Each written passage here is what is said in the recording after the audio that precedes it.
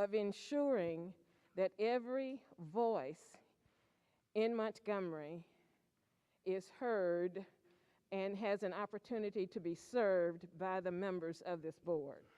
So we worked extremely hard to make certain that the voter, I'm sorry, not the voters. This is not about voters, this is about population. That every member, every person was counted and given a fair opportunity to be included in our numbers and our population distribution.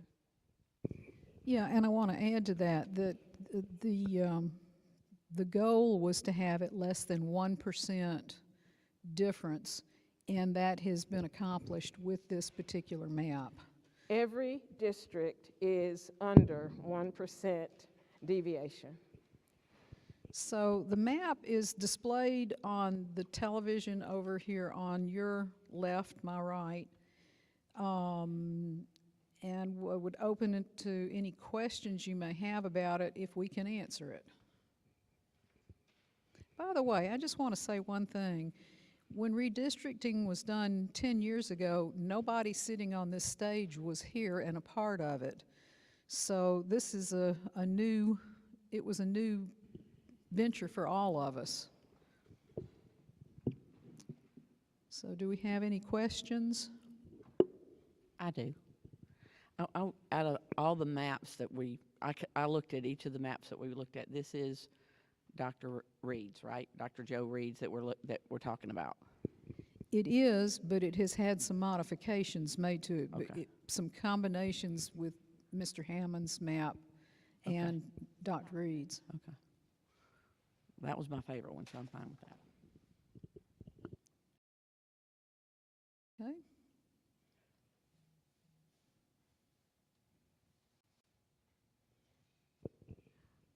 If we don't have any questions, I would like to go just a step further to say that, to remind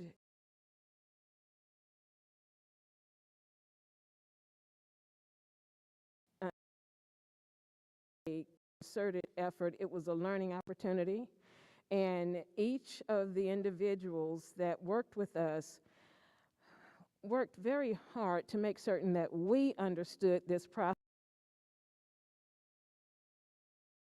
has grown from the experience, and that people in the community will learn and understand more about these processes so that they'll understand what they're looking at as they look at these lines that are put forth. I do sincerely apologize.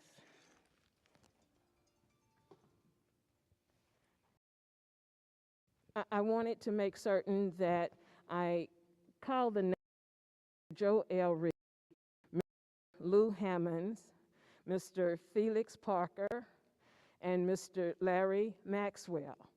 Those are the 4 individuals who ensured that we were taken care of. They were wonderful hosts and wonderful teachers.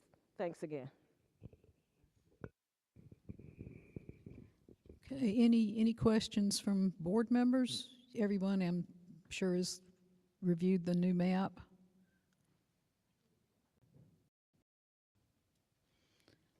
Okay. If there are no further questions,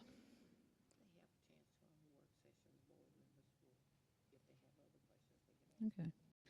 All right. Then can we adjourn?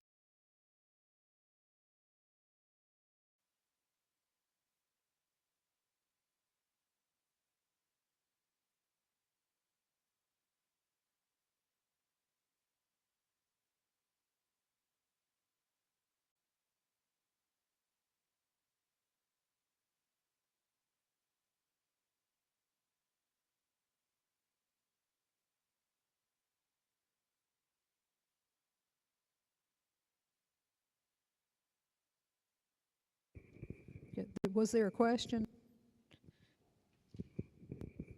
Is that Dr. Reed? Yeah. Would you mind going to the mic?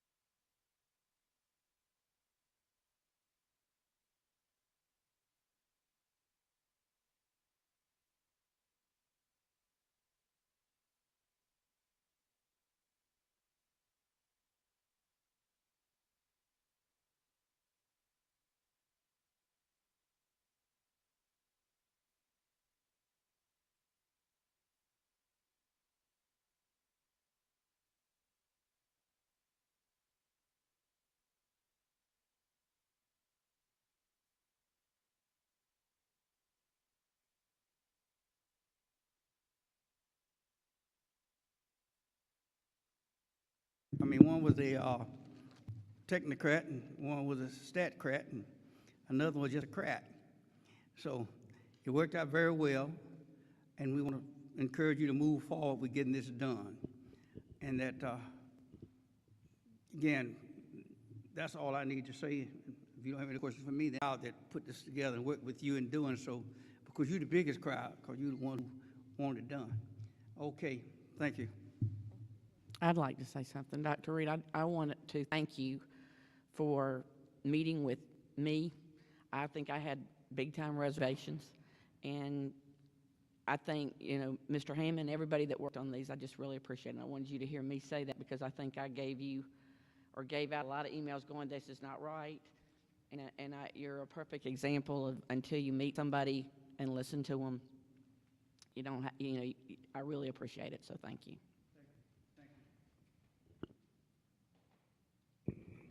There's a question here.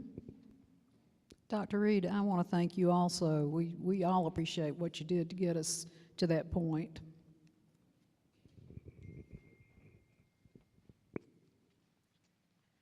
Good evening, and thank you for this opportunity. I just have a question. I know that you have been working on this for weeks, if not months, and that it is something that has to be done. I'm just curious, because you've been so involved in it in such a level of detail for so long.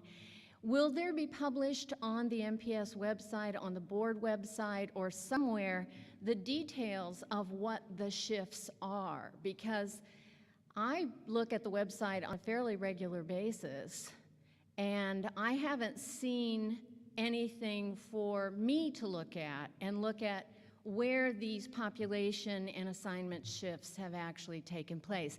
And it's just a question of curiosity. I wouldn't dream of trying to input and say, oh, well, this should go here, because you guys have been studying this for weeks and months. I'm just curious to see where the shifts occurred and if that will be published somewhere. Once it's approved, it will be published. Okay. Dr. Reed might be able to answer more about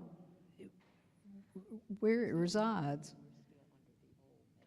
And I think you need to, the one thing that hasn't been, because we haven't approved it yet, it will be. But if it's put on there, the public needs to know, because it didn't get in by November 28th, y'all will be voting on the past map.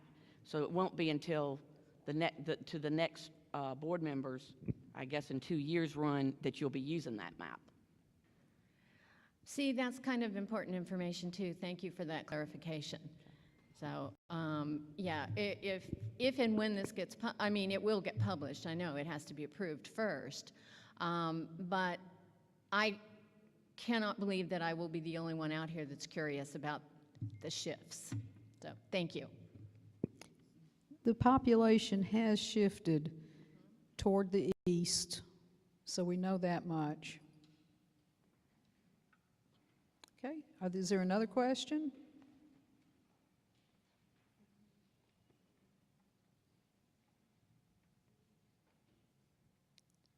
Okay, seeing none, then we will adjourn this meeting. We will resume our work session at 5 o'clock, and we'll see you back here in just a few minutes.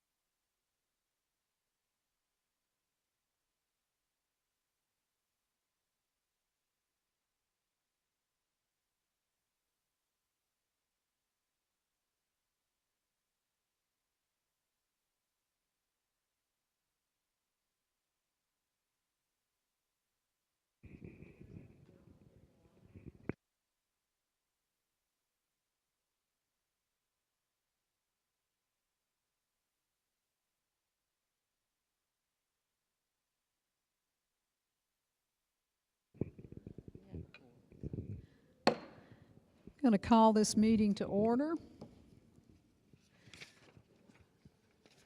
I see we have a quorum tonight. Can we get an approval of this agenda?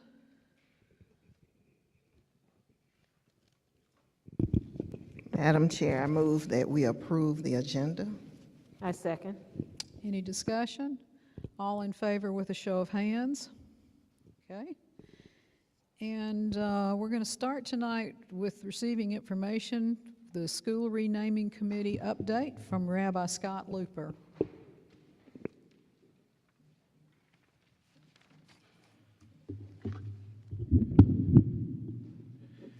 At long last. Thank you for the privilege of being able to do this work for our community. I am here as co-chair, Reverend John Gilchrist, who's my co-chair, and I'd like to first extend thanks to the Renaming Committee, to Troy Massey, to Charlie Anderson, Georgette Norman, Tamara Cofield, Rochelle Tyus, Tom Borden, Irva Reed, Lamicha James, Joe Geist, Isaiah Sankey, Jana Bailey as liaison, Johnny Robertson, Pam Cloud, and to our student reps, Jayla Washington, Isaiah Sledge, and Charity Fantroy. We engage in a very detailed process of soliciting names from the community. We had roughly 3,000 responses for each school. We worked through those. Subcommittee was able to work the names down to 60+ names. At that point, we as a committee took 2 votes. The first vote was to work those 60 names down to 10 names per each school, in this case Lee and Davis, as Lanier is no longer of consideration. We voted and we got down to 10 names, and then we just took a recent vote, and we reached, our goal was to try to present 3 names.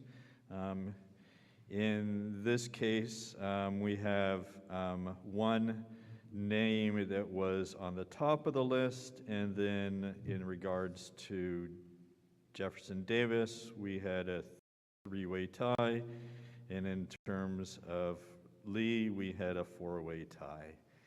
So these are the names, and then I have the sheet, and I'll present it to whomever up there. Okay. So the names are Carter Hill. This is for Davis. Carter Hill. And the 3-way tie names are Victor Tulane, T-U-L-A-N-E, Joanne Robinson, and Southside.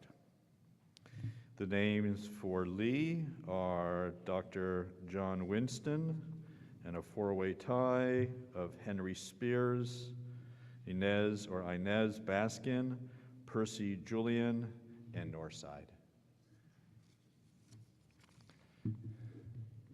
Any questions? I want to say a huge thank you to this committee, because they've worked tirelessly for months, and to come up with the list of names. We appreciate so much the work that was done by your committee. It wasn't easy, and we appreciate it so much. Yeah, I have a lot to say, okay? I want to, first of all, I want to ask, how many, you started out at, listing the names. How many names did you list? Pardon?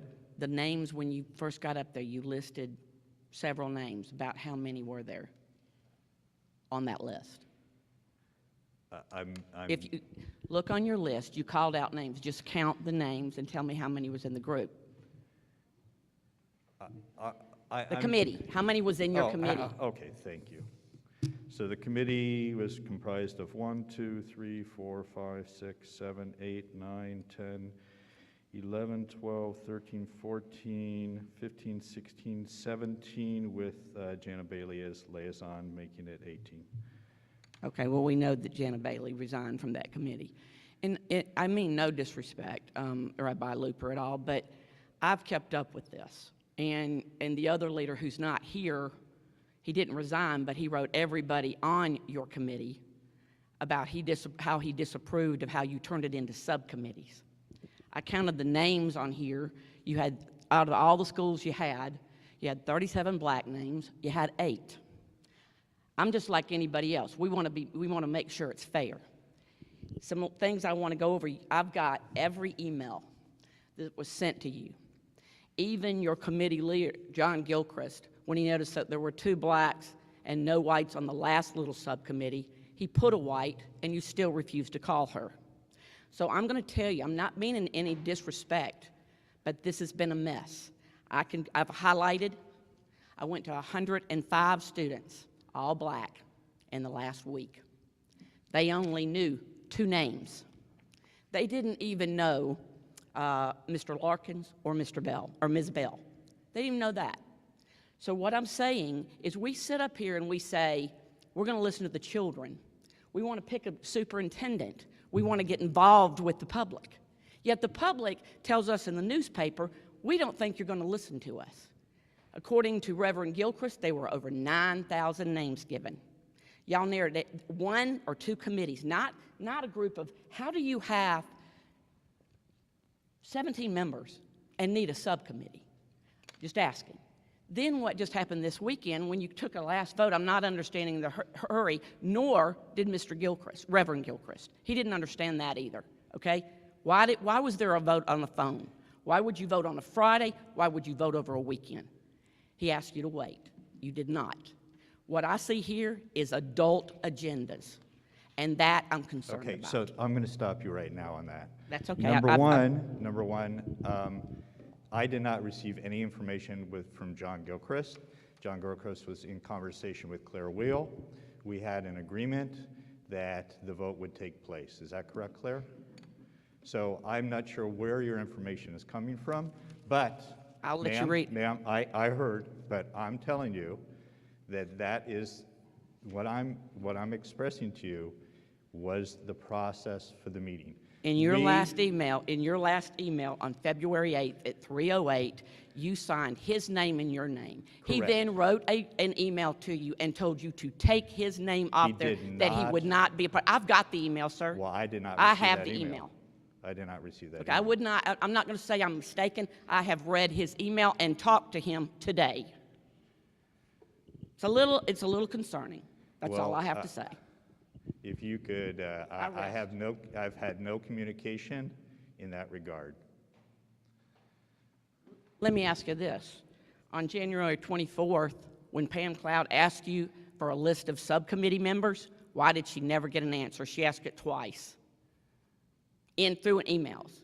I'll be glad if you'll stay after to share these emails or forward them to you if you'll give me your email. Okay, so that was... Because you're on each of these emails. Somebody must be faking your name then. I'm sorry, I just want the truth out. If we're going to be accountable, we're going to be accountable. I stop, but thank you for what you brought. I see a mess, I see division, Okay, so I see let me subcommittees try that have have an agenda. Let me try to address your comments, because unfortunately, or fortunately, you're not on the committee, and so you don't know the names. Fortunately, people on your committee, including your co-leader. Ma'am, Let me will you know allow that. me to speak? If I was... Wait. Co-leader is black. Why would he do that? Why would he call me and tell me that? Why would I have a weekly talk with him? Lisa, can we let Rabbi Looper finish his, thank you. Okay, so if you wanted to look at the list of roughly 3,000 entries per school, a lot of them are repetitions. A lot of them are anti-Semitic. More were racist. If you would like me to list those names to tell you about them, I can do that, but I don't think that was appropriate. Okay, so I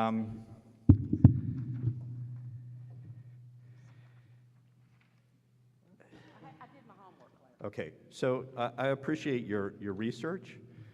We did quite due diligence on this process. I cannot speak for John. I did not receive any emails from him in expression.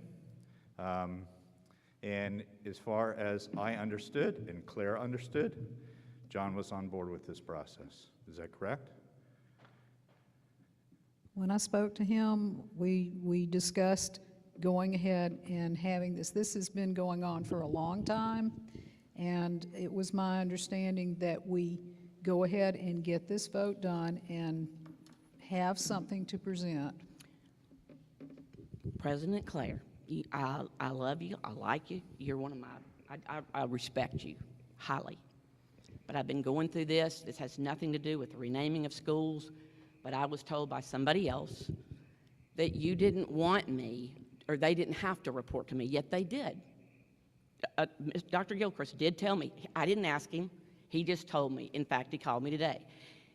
It bothered me so much that I talked to another board member and said, I know Claire would not, the way they're taking it, the way the two people that are calling me saying, you don't understand Claire, you don't understand Claire. I told another board member, very close to you, I know Claire would never do that, and I still believe you. I think it's perception. It's how people look at things. My perception of this whole thing is it has divided us as a board, and it has divided us as a city. I think when it's said and done, and we've got 5 of us, or 4 of us, but there's 5 of us, that are up for re-election. This is not something fun to be, to be talking about, because there's going to be a lot of people displeased on it. And there's even people on this board that have said, I want this over with. It's not about I want this over with. It was brought up by somebody that even dropped out of it. And I'm proud of that person for, where that person's going, but it's a mess, and it's been a mess from the start.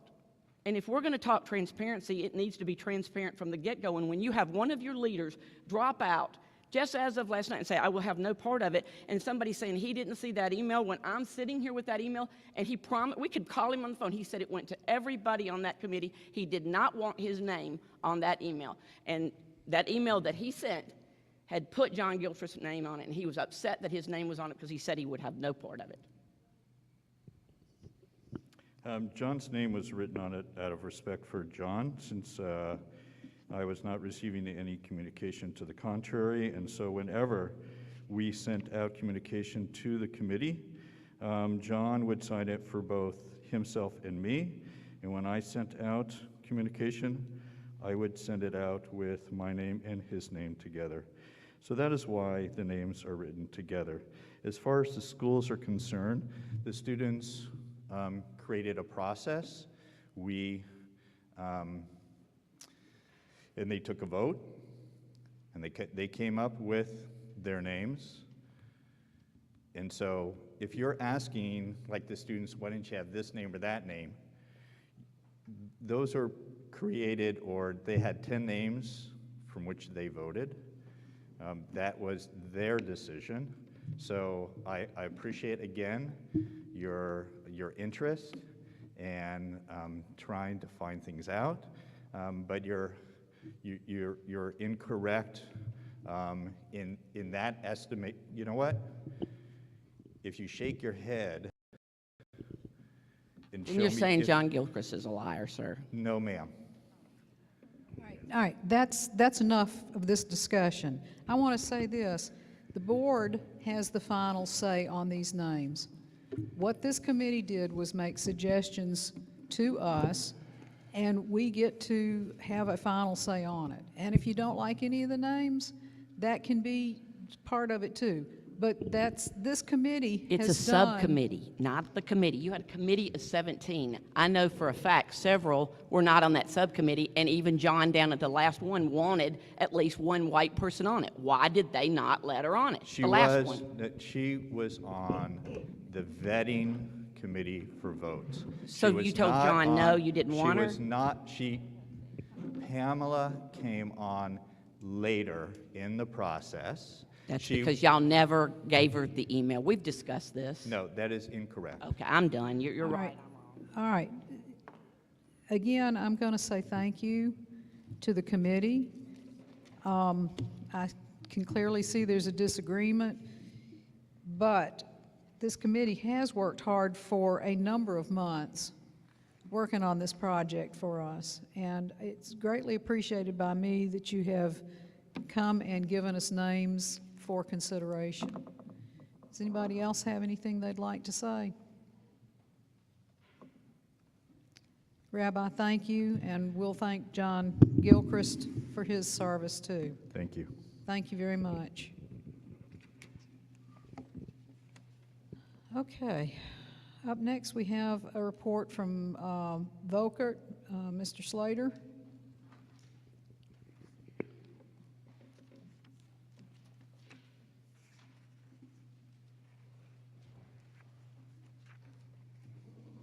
Good afternoon. Thank you, President Will, board members, Superintendent Moore. Got a PowerPoint or a presentation for the architect selection for our the capital improvement program. Last month, we identified and approved 36 projects for the program. We've got 14 architects that successfully submitted their qualifications for review and consideration. And of those 14 architects, 6 architects, are Montgomery firms, 5 are minority-owned firms. We've got 18 minority subconsultants, which are the engineers that work with the architects for their specialties. And we have 14 Montgomery-based subconsultants. Late last year, there was a minority participation policy passed to shoot for 35%, have a goal of 35% minority participation. And with this architect selection or this design team selection, we've met that goal and exceeded it. Right now, it's at 53%, and 63% are also Montgomery-based prime architects. Here's the, excuse me, the list of the architects and the projects along with their team that will be working with them. Barganier Davis and Williams is a local Montgomery architect firm, and as their minority participation, they will have MBA engineers doing civil and structural engineering.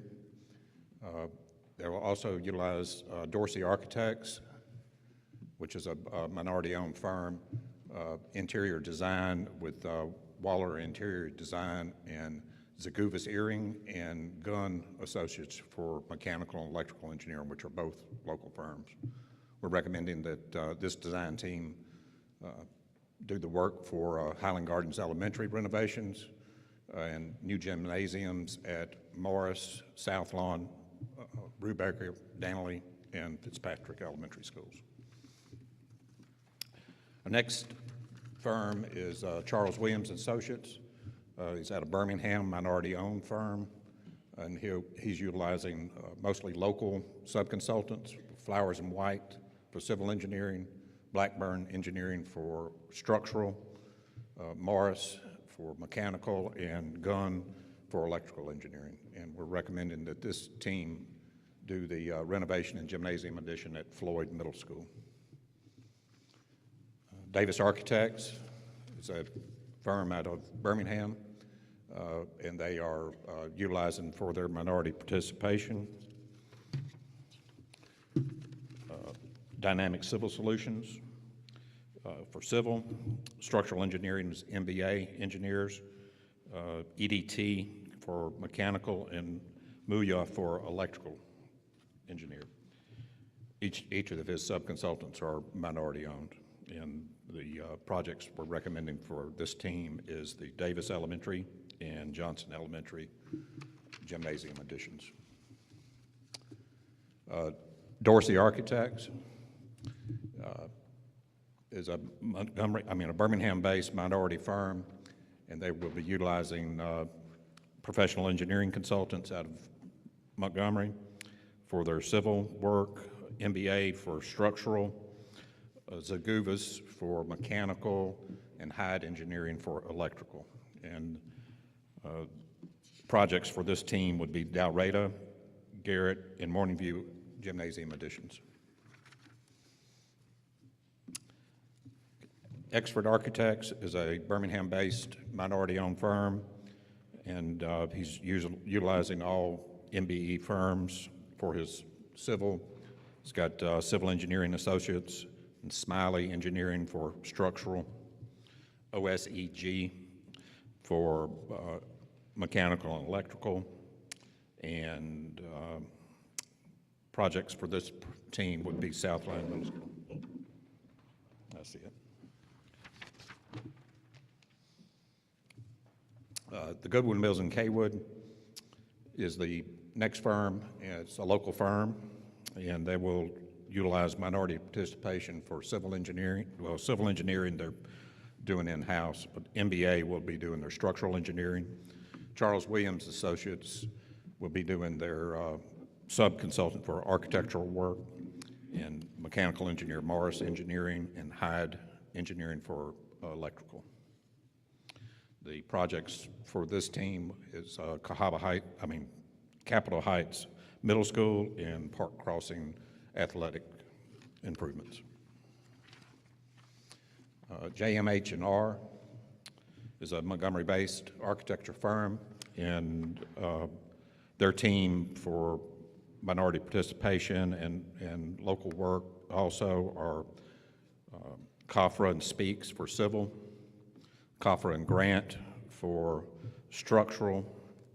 CAFRA is also a sub-consultant for architectural work, and then Wharton Morse for mechanical, and a CAFRA Mills Connolly for electrical engineer. The projects for this team are Carver High School, the 9th grade academy, and the gymnasium addition at Carver Elementary School. McKee and Associates was our next firm. They are a Montgomery-based architecture firm, and they'll utilize for minority participation MBA engineering for civil and structural, Eagle Pro Zaguvis for mechanical, and Hyde Engineering for electrical.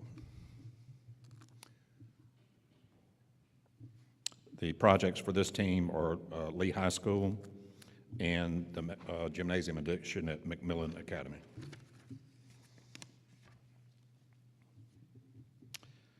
Okay, the next team is PH&J, which is a Montgomery-based team, and the MBE participation for their projects are Dynamic Civil Solutions for civil, EDT for structural, mechanical, and electrical engineering. The projects proposed for this team are the athletic improvements at Jeff Davis High School, as well as the gymnasium additions at Dozier, Vaughn Road, Wares Ferry Road, and Crump Elementary. TRI Architecture is a Birmingham-based minority-owned firm, and she'll utilize for civil engineering and structural engineering LBYD, which is a minority firm as well, and BBG&S for mechanical, and Hyde Engineering for electrical. The projects for this team would be the Children's Center renovations and the gymnasium additions for Katoma and Nixon Elementary Schools. Turner Batson is our next firm. They're a Birmingham-based firm and partnering with MBA Engineering for civil engineering and structural engineering, and EDT Engineering, which for electrical and mechanical engineering, all of which are minority-owned firms. The project for this team is the Bear Exploration Center. CC and Litchfield is a Montgomery-based architect, and they're a partner with Dynamic Civil Solutions for civil work, and EDT for structural, mechanical, and electrical engineering, all of which are minority-owned firms. The projects for this team would be the gymnasium addition at Blunt Elementary and Halcyon Elementary, as well as the fine arts addition for Baldwin at Wilson.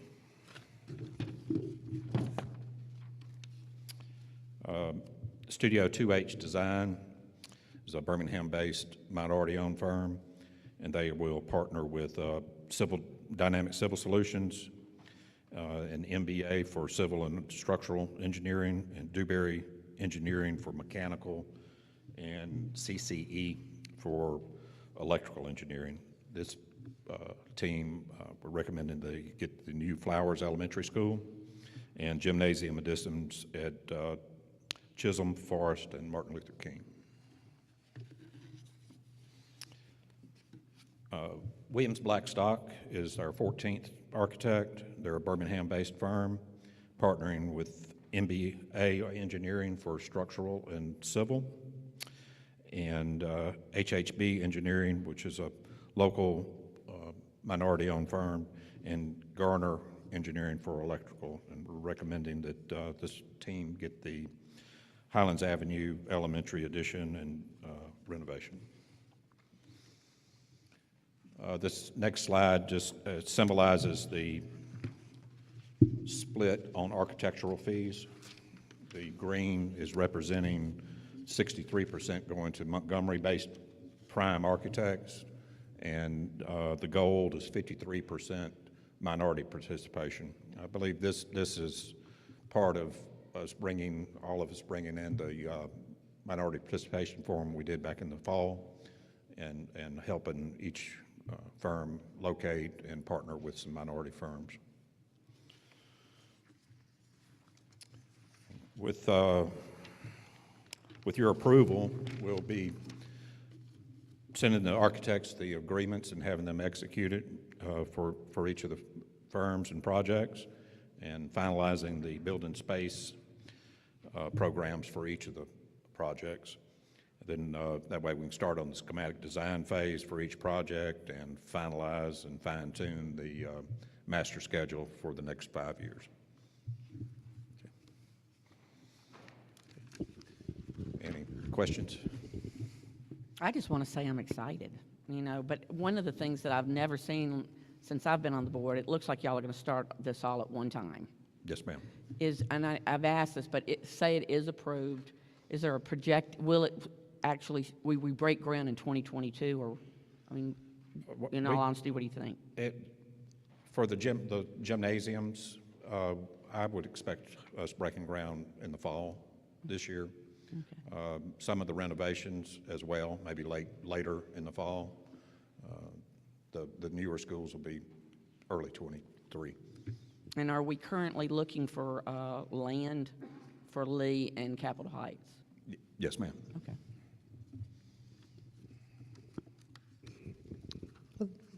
Question?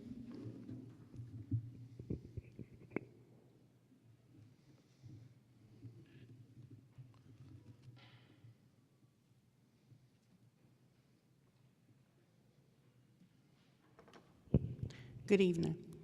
I would first like to acknowledge and appreciate the help and the thought given to the minority business involvement for this project. I really appreciate that, and I appreciate the efforts of your team in doing this. The only question I think right now is there are definitely some projects that are not appearing in this information, namely, you know, we had talked about what to do with Penlala and Dunbar Raymer, and there were a couple of other schools. So are there extension projects or something coming down the pipes with that? If you could just elaborate on that and clarify. At this time, the limit was at the 400 mark on it, and there are no projects currently slated for either Penlala or Dunbar Raymer. But were we close? Wasn't that what you're asking? No, I know. There's a phase two. Well, could you explain the phase two? When we finish phase one.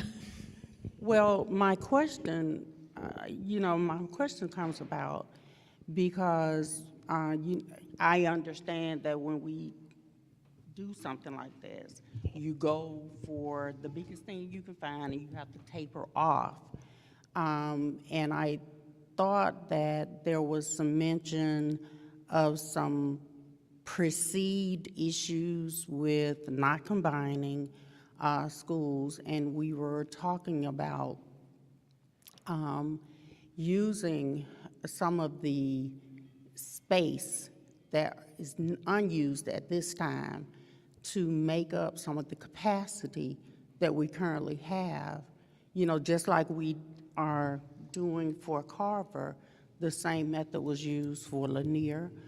We talked about, you know, unused space at, I think it was a couple of elementary schools.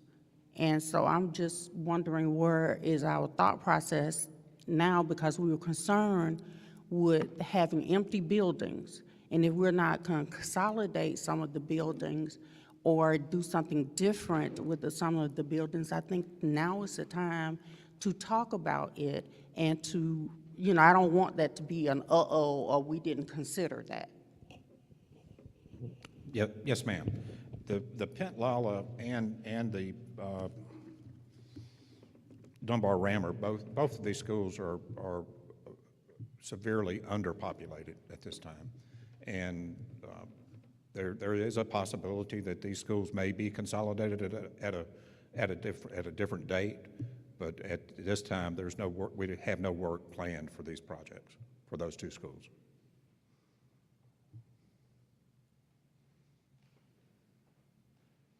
And am I correct, in our plans, what we passed in phase one, that's pretty well covered in what you just covered? Yeah, yes, ma'am. And there are other projects that will be part of phase two when we are at a point of completion and there's more money to look at finishing these other projects. Is that correct? Yes, ma'am. Okay. And also, if I might add, some of the futuristic kinds of projects will not necessarily require money. For instance, if you look at some of the buildings where we're adding or consolidating or renovating, at some point in the future, if you decide that you want to close some of your smaller schools, then that plan would be to merge them into another school that can accommodate them. And that would be based on some of the work that is going to be happening here. So that can be down the road. It's not necessarily a part of what we have as far as bricks and mortar might be concerned right now. But in the future, as the board and the staff continue to look at demographics, look at the size of the schools, the number of students who are populating those schools, the conditions of the schools, we do have that information based on the studies. We do have the demographics. We know about the size. We know what's predicted for the future. And we know the condition of the buildings.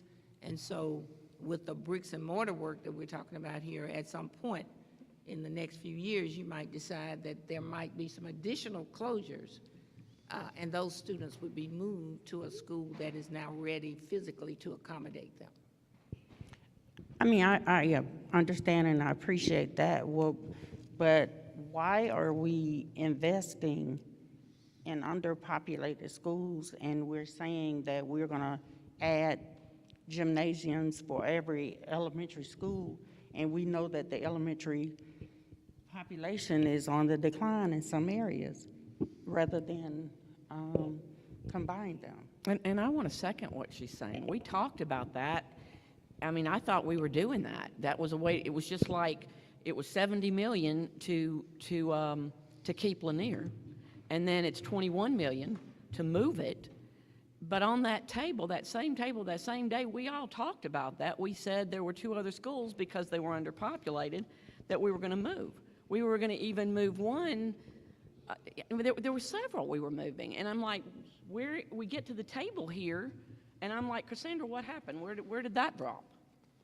Suddenly, okay. I'm not getting that. Let me see if I can try to help a little bit, and then I'll let these gentlemen.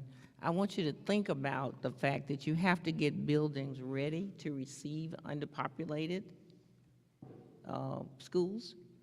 And so if you take school A and it's at a capacity where it can take another 200 kids, if you decide to close a school that has 200, then that school is ready to accept them. And so you might not be doing any work on the schools that may down the road have to be closed because of size. And that's based on looking at demographics, also looking at what we already know about some of our schools that are super small. But when you add, so if you have a school that has 300 in it, and down the road you may add 200 to a small elementary school, now they have 500, they need a gym. So that's kind of the reasoning behind adding gyms at our elementary schools, because they're working outside, or when it rains and it snows, they don't have anywhere to go except maybe in a classroom somewhere. We're really behind at MPS in doing that kind of thing, because most school systems, when they do work, they've added gyms. When they build new schools, elementary, they have a gym as a part of it. So we're really behind on doing that, and this is a way to catch up, but also futuristically get ready to do some other moves. These moves are the start that you have to use to get started on doing some things that we said we would do in MPS when we looked at the referendum and the things that we need. So this is not the end. This is actually the beginning. We have 52 schools, and here we're talking about a portion of them, but not all. Yes, sir.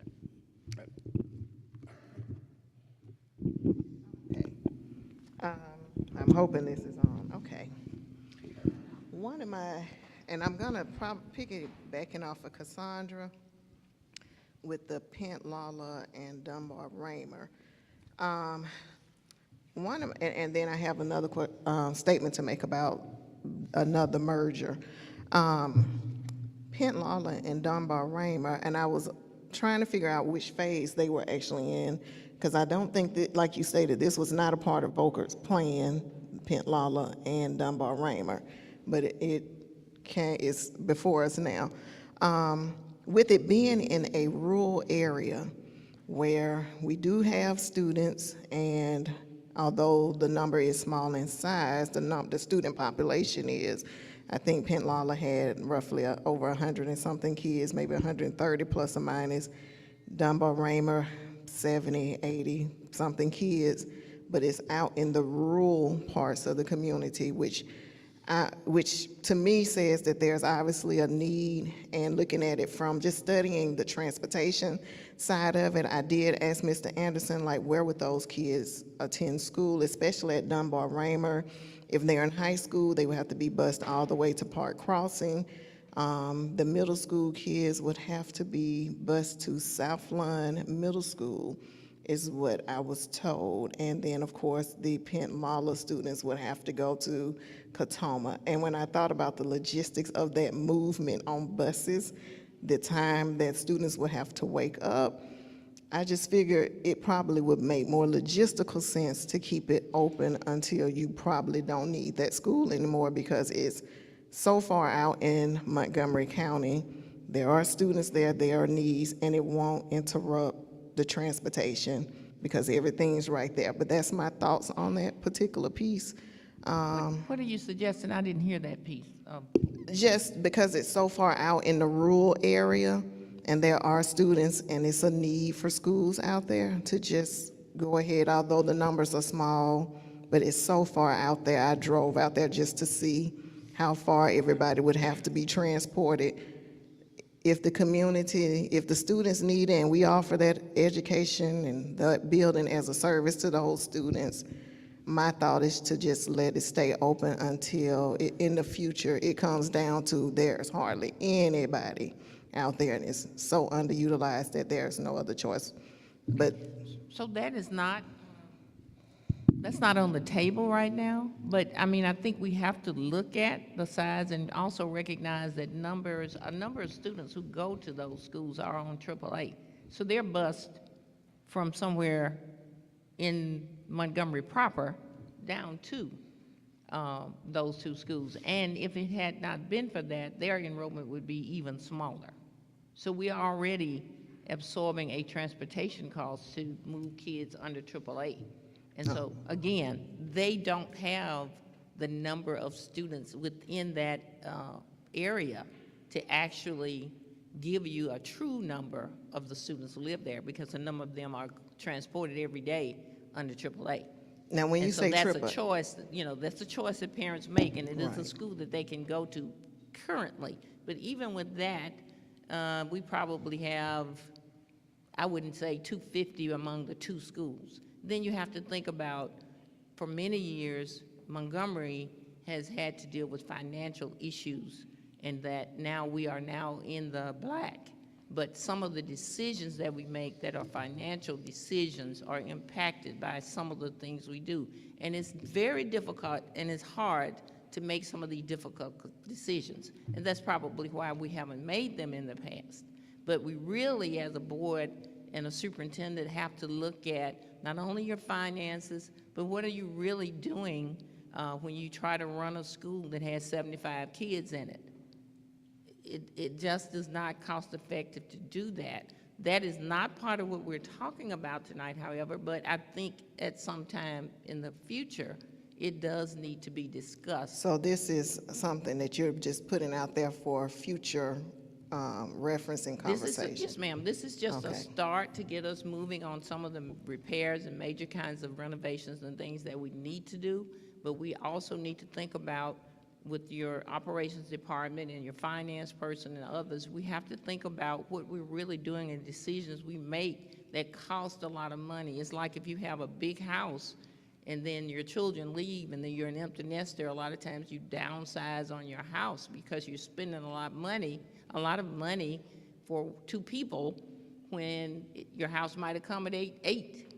And so you, as a couple, you may decide I need to do something different. As a school system, and it is not, it's not a personal sort of agenda, but you do have that business side of running a school system, and you have that side of, we have some schools that have only a few kids in them, and they're huge.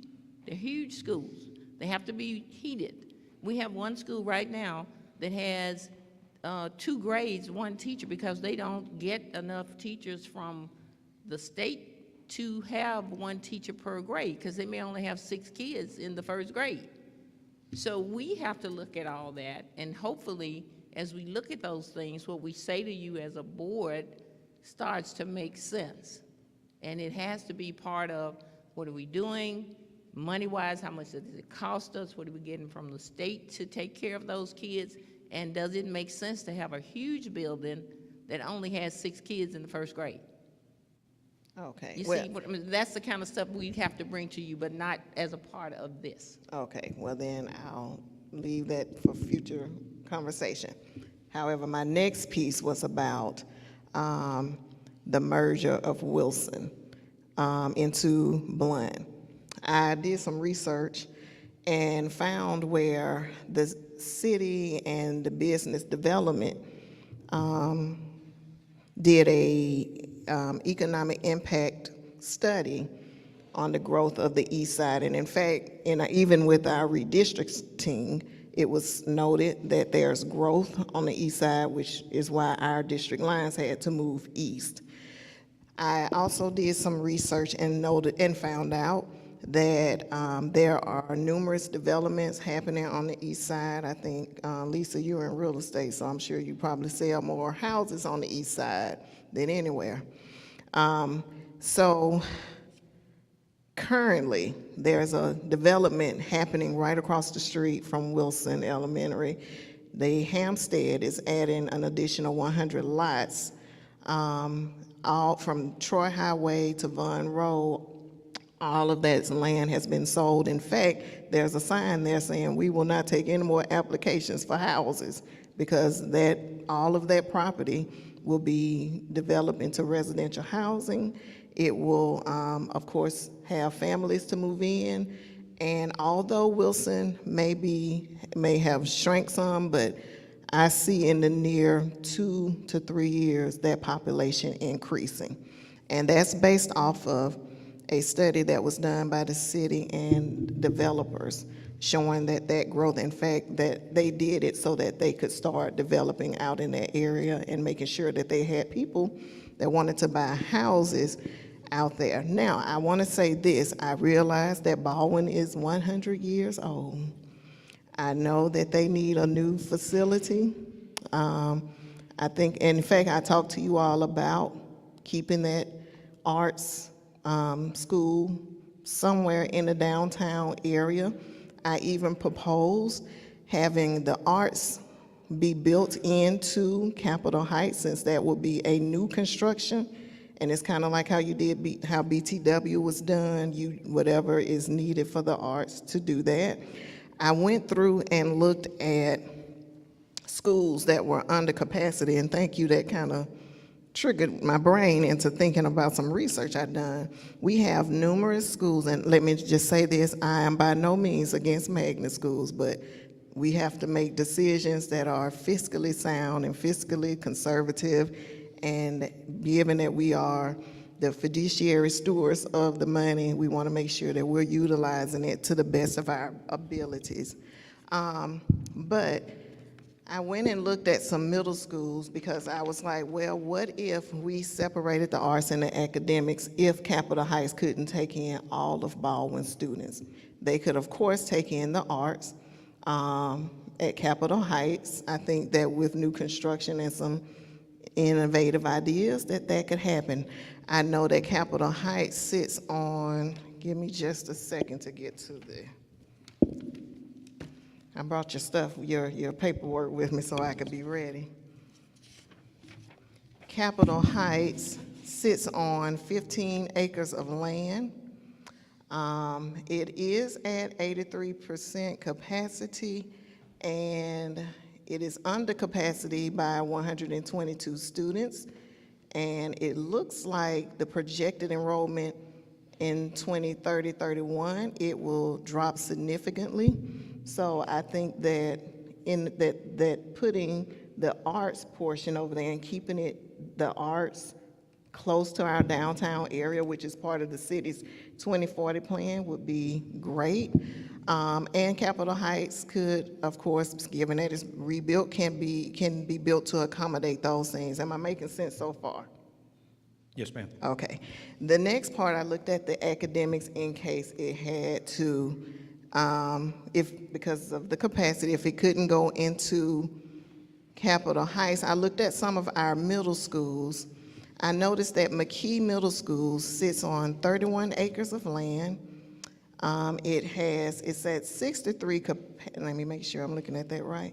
Yes, it's at 63% capacity, is under capacity by 444 students. Again, your projected enrollment is showing a decline in that one, so I thought, well, that's a pretty good building to put some kids in and add a magnet component to that.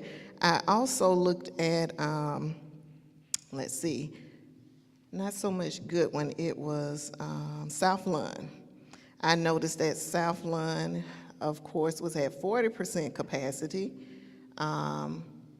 It sits on 16.6 acres of land. Let's see, under capacity by 453 students with a projected enrollment decline as well. Well, actually, yeah, with having 487 students. Or, given that it seems like there's trying to be a movement in the east side, Johnny Carr, I think they already house a magnet.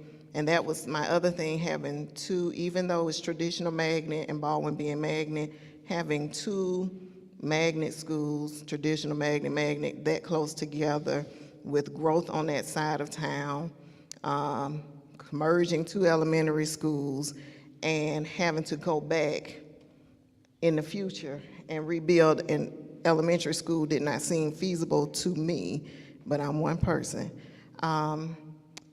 But that was a scenario that I did present to you all. And because of the growth, I was wondering, and I know that there was a gentleman that did the demographic study, and I just wondered how in-depth did they get, because it was easy for me to get that information, even the development side of it, and wondered why all of that was not taken into consideration, because clearly there is movement on the east side. Well, yes, I'd love to keep the schools together, but we have schools that are under capacity, We have opportunities to infuse some magnet into some of our traditional schools where students don't get that exposure. Plus, in one of our strategic plans, and when we did the Avalon, we talked about adding more AP courses or advanced courses or whatever you want to call them. This is a good way to start that process, but I'm just one board member, and I wanted to just share it publicly, what I had proposed in the meeting. And finally, well, I'll wait. That's not my question. That last question is not for you all anyway. But you can go ahead. I just wanted to make sure that was put out there. I'll start with the Wilson and Blunt and Baldwin portion of it. The demographer actually did take the new rooftops in consideration, and these are the numbers that he is projecting out, taking in new rooftops in the east side. I'm sorry, say that last part one more time. You kind of faded out.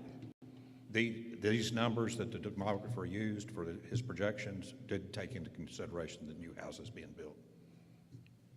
But I mean, we have over 200 houses in one area, possibly 300 in another, and he took all of that in consideration and still came up with the declining enrollment. I just don't think that that's ideal, honestly, by literally studying it, talking to the city, the gentleman that wrote the 2040 plan, looking at the information that they utilize. I mean, and he also spoke with the demographer and also shared that view that, you know, there's growth happening, there will be growth continuously happening, and just told him what he thought of it. Ms. Smith, I'd like to just share one bit of context around the information when this demographer goes through and they do their assessment of the population when they connect it to the actual development and growth. What they typically do, and then if you can research this, is that what they typically do, there's a portion, because they look at the entire landscape as it relates to all education options. They're tying it to retail, the rooftop. So when they drive the rooftops, it's typically driven by the retail aspect, because the retail is going to follow, if you will, the rooftops. So when they go in and make that calculation as a developer, they're basically saying, if I build this, I can have the ability to distribute the household makeup across some geographic area.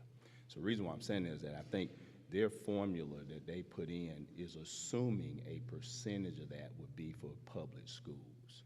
So when you look at it in aggregate as it relates to the total number of rooftops, it's a percentage of that, because again, they're looking at median income, they're looking at the makeup of the family, they're looking at the progression of how the actual development will actually be built out.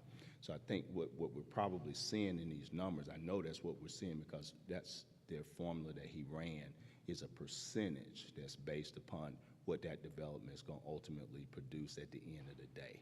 So that may be something that may be helpful that we can, provide, that sheds a little bit more light on the calculation, right? Because looking at it visually, yes, you're right. If it's 400 houses, you would say, why are the numbers going down?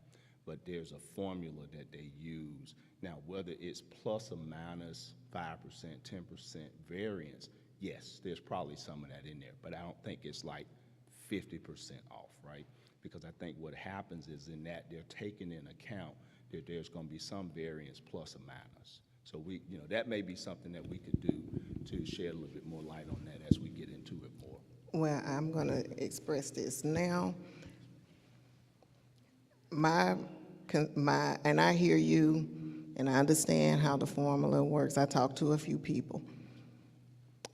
But at the end of the day, the growth is happening there. There will be families that will move into those houses. Those people will either have children or are going to have children, and they're going to attend that school. I just feel like this is a move that I'm not comfortable with this particular project. And My suggestion is that we table it until we can get whatever the formula is you all use, until we can look at this and study this a little further. And that's all I'm asking. And that makes sense. I think, and Dr. Moore, I defer to you all. I think the question that we would say from our team back to the board is related to the capital program as it relates to the aggregate of that, the entire list. Is that particular project and how it's made up? Because one of the things that I did want to reiterate one point that Dr. Moore brought out, particularly around Penlotta and Dunbar, is, again, the capital plan that's before the board today is around a group of projects that, as we went through the assessments, we said, okay, here's the, if you will, the condition, and made a decision holistically. Well, I think this particular project is really, we're going to respond to the board, right, at the discretion of the board Right. and the superintendent. So as the program manager, I think our job is to make sure that we produce a what we call an asset or building a facility that holds whatever program the board and with the superintendent at your discretion decide that goes in there. So I think at the end of the day, our job is going to be to deliver a product that can be safe, efficient, cost efficient for delivering the services. And thank you for that last piece, and that's why I would like for us to have further discussion. At least that's what I'm suggesting, that we have some further discussion on it to look at a few things. And I could be the only one, but that's just how I look at it. Let me ask this. If she's, I think she brings up a good point, especially out there with the land, because people are going to buy out there like crazy off Taylor Road. So your population is going to increase. Say that she's totally right. She could be. Could you not, is there not enough land at Wilson to expand another building? Or do y'all know that?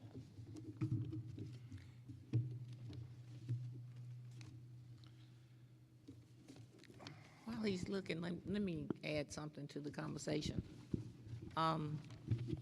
I think if you look around Montgomery right now and you look at rooftops, and you look at some relatively new schools that are right close to those rooftops are there, but the kids are not in our schools. Our enrollment has gone down somewhat in some areas, and I think some of our schools, and I'm looking at it from that perspective, they are not in our schools. There's a new school sitting, I can name you several, and even as my first day of coming here to work as an interim, driving around, I said, oh wow, look at that. Well, guess what? When I go into the schools, those kids are not there. I think the future projections by your demographer took all of that consideration about possible rooftops coming up, but the reality of this situation is that those children are not in our schools at this time.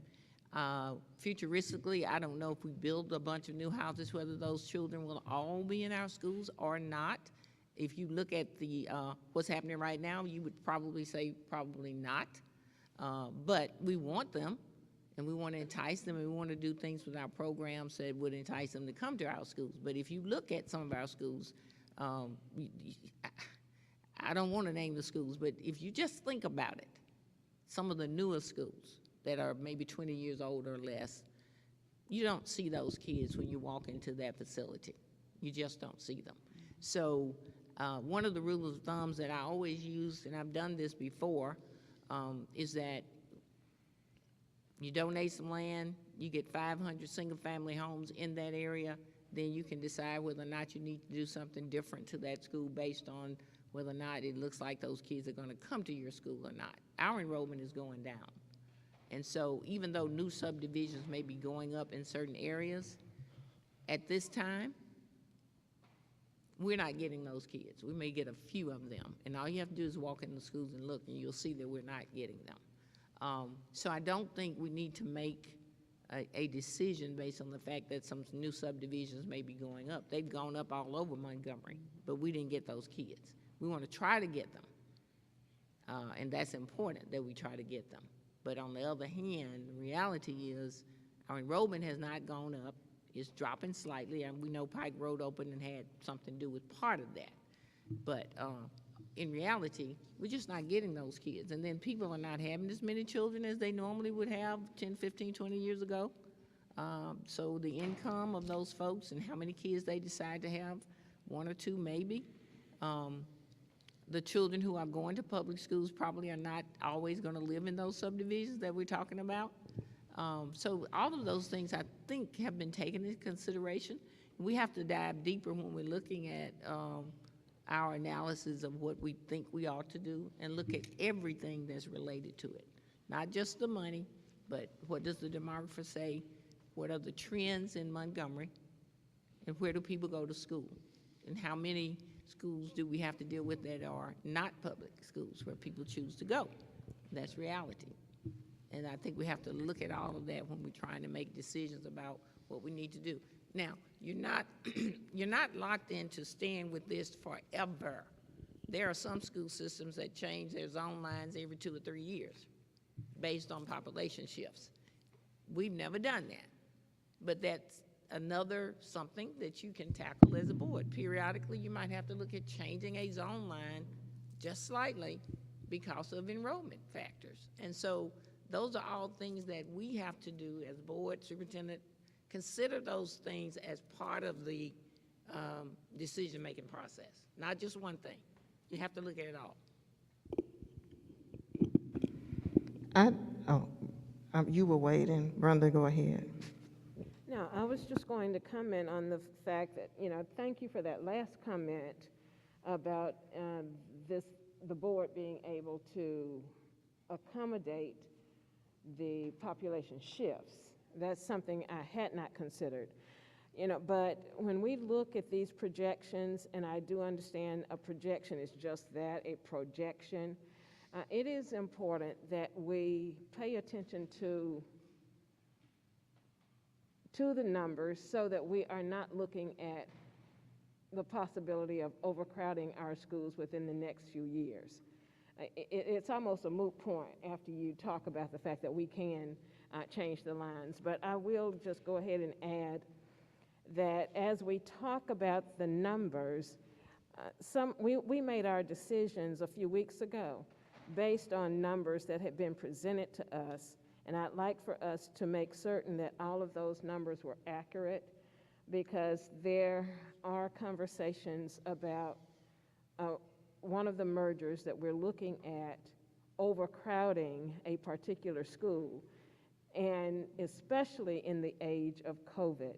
We want to make sure not only that we're not overcrowding a school for the future, but we want to make sure that in the age of COVID that we can still look at socially distancing our students as we continue this conversation. And one more statement, and I think I might be done. I truly have many more. But one of the things that's in our bylaws is stating that the board will do, working with the superintendent, will do what we need to do to increase our enrollment. That's in our bylaws. If this development is coming, let's keep Wilson where it is. Well, it's not if, this development is happening now. Let's keep Wilson and Blunt separated. Lisa, I liked your idea about maybe possibly some land. There's a ton of land out there. If that's something that has to be explored, if merging of the magnets, the arts, and the academics in other schools is not feasible, then hey, build a new school. But I'm just not comfortable right now, and thank you. You brought up another point about COVID and other mergers. That is, I didn't think about that until you just said that that's something that we have to look at in the overcrowding. I'm just wanting to take another look. Thank you, Volker, for what you've done. That minority participation is superb. People hopefully are excited about that, because that's a new day for Montgomery, having that much minority participation. Well, and unfortunately, we didn't have as many as we'd like to here, but I think there's a change that's gonna come with that. Thank you, Mr. Kemp, for that work in that particular area for our board, and you truly kept it in the spirit of what that policy, why that policy was put together. One last comment. I promise this is my last one. I just want to what Dr. Moore said is very true. Now, I was here before, on this board, before Dr. Moore got here. Since I've been here right now 7 years and 4 months maybe, we've lost 8,000. We were at 32, we're at 26. We've lost between 7 and 8,000. I want to remind y'all that charter schools came here in 2015. We have 2 charter schools that are startup already. One of which, Leeds Academy, is ranked 4 in elementary school as far as testing. I just had to do that plug there. We also have 2 charter conversion schools right now. We also have 1 that is coming back to us a second time. So charter schools, which is a free public education, is going to continue to take some of our students. And you cannot forget where we are. We're still at the bottom. We're still at 50 in academics, and you've got people threatening, including the military. That has not stopped, saying if we don't do certain things, they're moving. They've already moved them to Prattville. So I think y'all got to remember, I don't think too many of our schools are at capacity. So I would agree with what Dr. Moore said when it comes to projections. We also need to project reality. We have charter schools. So, And one last. I'd like to add that Oh, go ahead. You go one right of the ahead. things, I think we have to have faith in Volkert and what they've done with their demographers and with their extensive study of what will fit where, what will serve the most number of our students in the best possible way.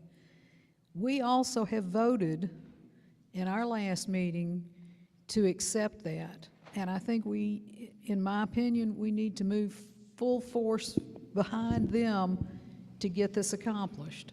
And I agree with what you're saying, but as a board, as Mr. Kemp pretty much articulated, they will oblige us if there's an issue with a project or we would like to reassess a project, they're able to work with us. So that was communicated. The other point about charter schools, I think charter schools came on the scene because of, how our district was positioned. And one of the things or themes that I heard was competition. Well, I like to compete. I want schools, I want high achieving schools as high as we can get them into reality. And so if we have movement out east and there are people not wanting to move into those schools, let's give them a reason to come back to us. Let's give them a reason for us to be the first choice, not the second or the third. So, I'm in competitive mode and competitive spirit. I still would like to table this and have a real discussion about this, to talk about, just looking at the projections. If by chance, we are back here, then this is just where we are. If after the discussion, if this is the best we could do and this was the best that could be done, I'm fine with it. But I would like to have a discussion. And I want to respect what you're saying. I agree to disagree with you. I want to remind you, we have 14% proficiency in math and reading. And that is, another projection that none of us have brought up, except Brenda. Or Dr. Coleman, she brought up that, COVID. We still have a lot of people doing virtual. So, and we're with every other state that's doing virtual. But right now, we can compete. But I've been on here 8 years, and we haven't moved. We move like a point this. I want to move more than a point. So, I agree. But one thing I want to end. We are paying those men right there out the yin-yang in the millions.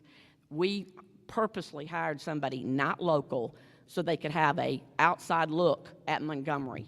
And I trust what Volkert is doing. I didn't even vote for him. Let's go there. I didn't.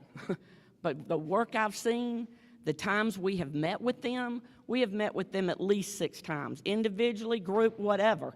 And they have given us stacks. We're looking at something right now that, hey, we're not doing one at a time. They're coming up here and they are changing education in Montgomery. And I feel like we shouldn't get in their way. I'll make this last point, and it's before the sake of the debate. I'm not disagreeing about the work they've done. I think I just gave them the accolades. I mean, surely the work has been done. But I appreciate them offering us the opportunity to have additional input, because like you said, we had 30-minute meetings, having to make decisions really quickly, turnaround decisions, and and so it just takes a while. One thing I learned through the process is that you cannot rush it. You really cannot. You want to be methodical in the decisions that you make, because these will be generational decisions. Most of us will be gone in the next 20, 25 years. So I want to make sure that before and not disagreeing with what they are saying, I only have a small concern about a small portion of the plan, not the entire plan, just a small portion. But I want to make sure that whatever we do, that we are allotted the right amount of time to look at it, to ask questions about it, to have a discussion with them and the superintendent about just some other, considering some other suggestions, just to be fair to the community who tasked us with handling the money for them, getting projects in place, offering them transparency in the process. So I'm not disagreeing with you at all. They, again, superb job. But what I think we need is time to just process some of it. If it's more feasible to pull something off and say, look, we can vote on this and let's go back and revisit this, fine. Or let's make sure we go back and go through the whole thing, at least to where I think where I know I would be comfortable. I had some questions, and yes, they were there, and that's why I reiterated what I said. My questions were there. I just wanted to bring them out to the public so that the public would know what my concerns were. And I'm just asking that we just give us another week or two.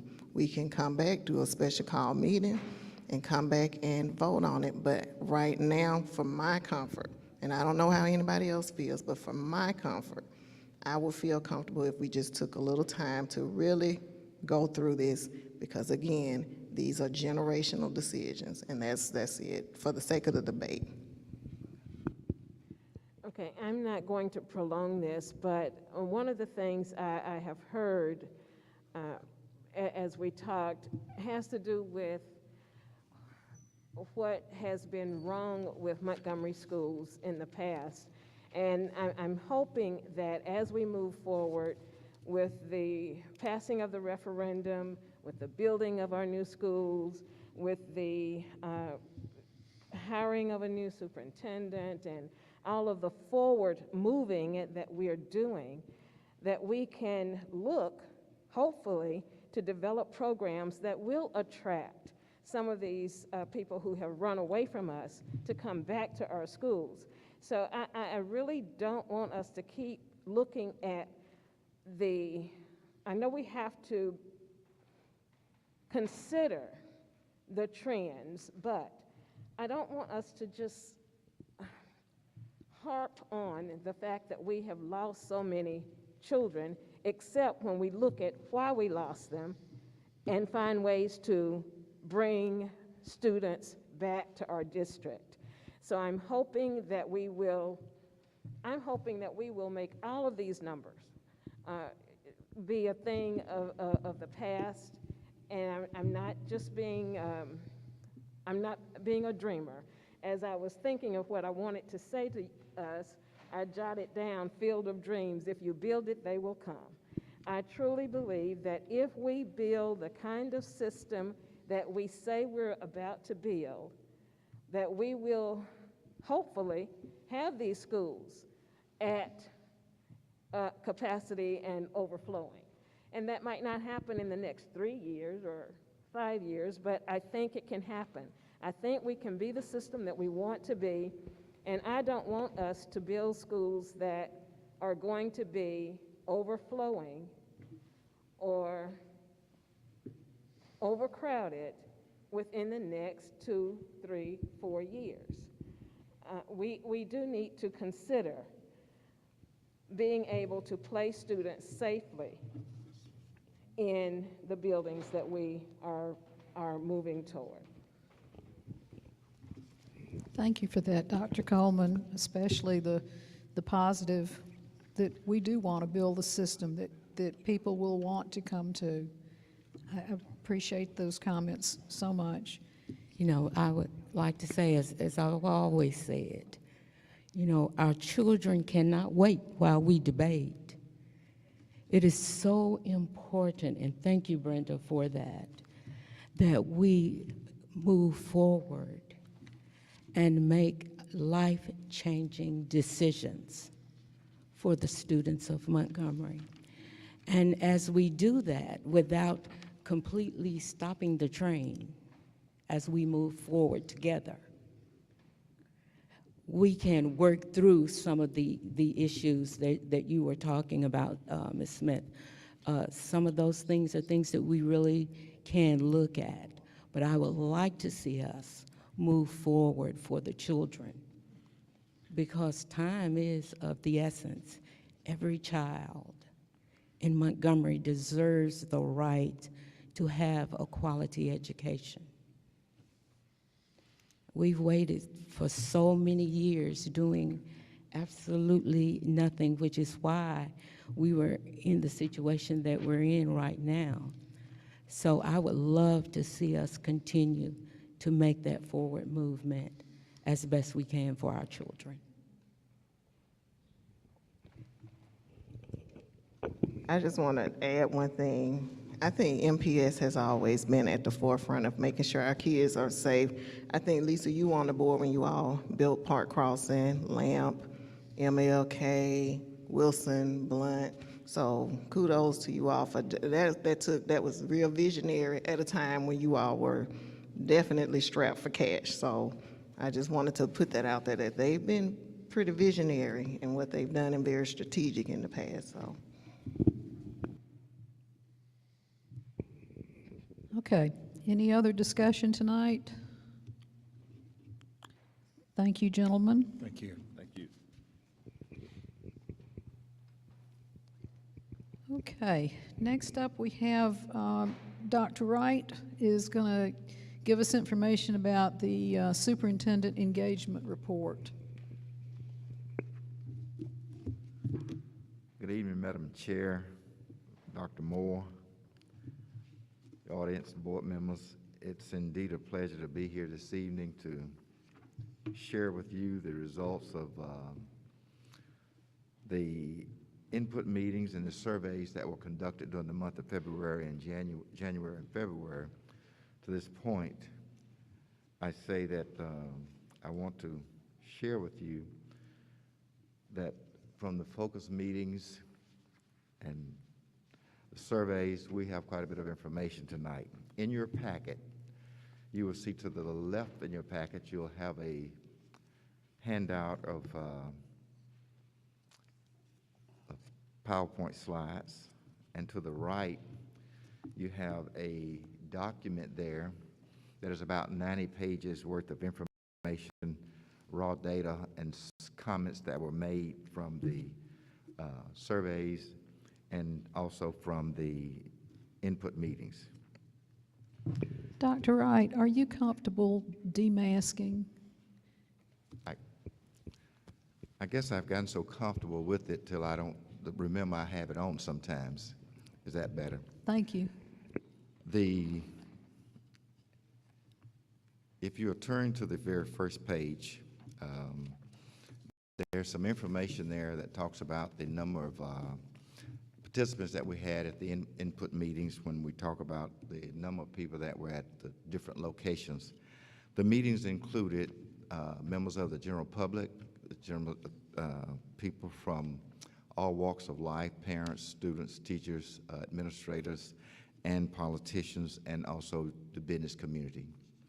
Some of the things that you will find in the responses that talked about challenges for the school system, things like challenges that were transparency, development of charter schools, navigating the political climate. These are challenges that will be facing the next superintendent as that person comes in. I won't read all of them to you, but they're there for you to see. improving academic and low performance schools, overseeing the building projects and deferred maintenance programs. Those were all the kinds of things that were shared with us in the public meetings and also the surveys. Then if that will continue, you'll see challenges there that talk about addressing the system demographics, as I've heard you all just debate so much, discuss a few minutes ago. Lines of opening communication that would be needed. Would you move to the next slide, please? Okay.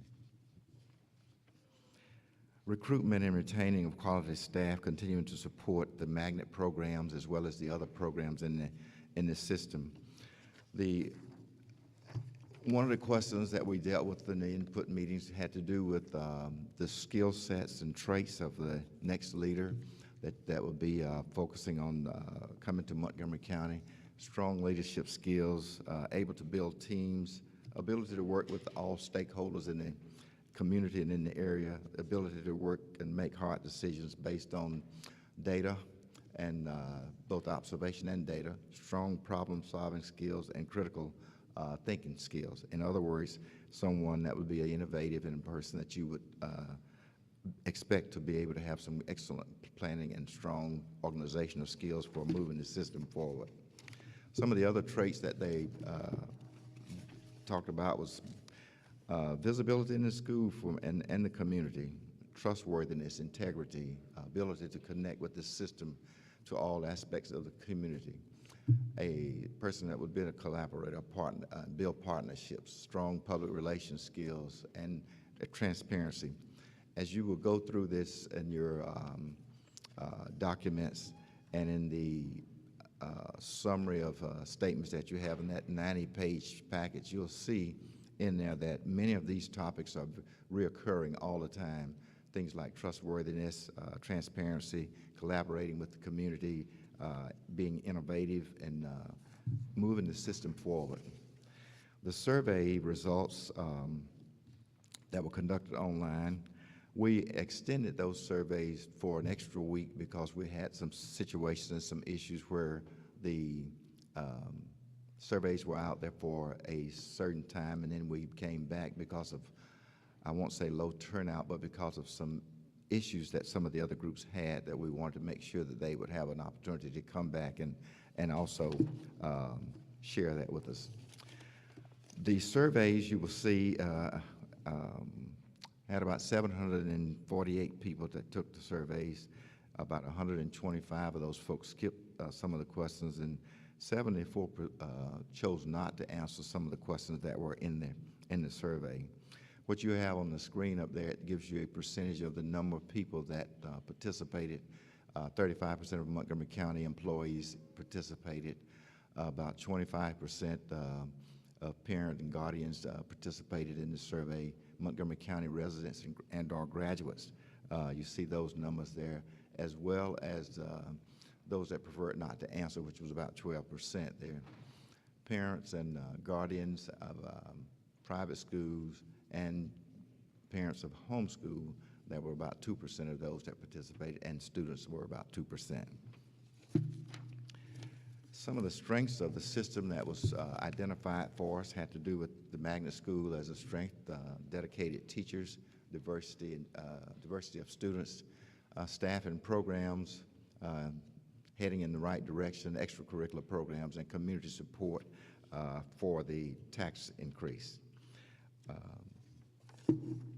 Some other strengths of the system dealt with good administrators, improvement of financial operations, the end of intervention from the State Department of Education, strong professional development programs, and technology and infrastructure. As you go to the next slide, you'll see the importance of some key skills.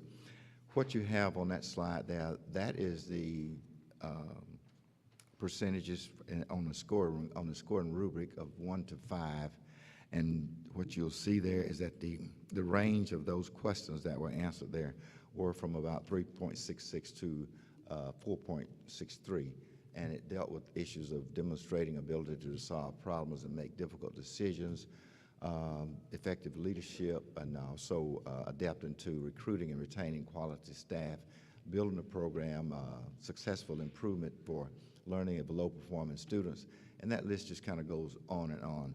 But what you'll notice is that almost all of the questions in that survey range in the 4-point area of a possible 5 for scoring.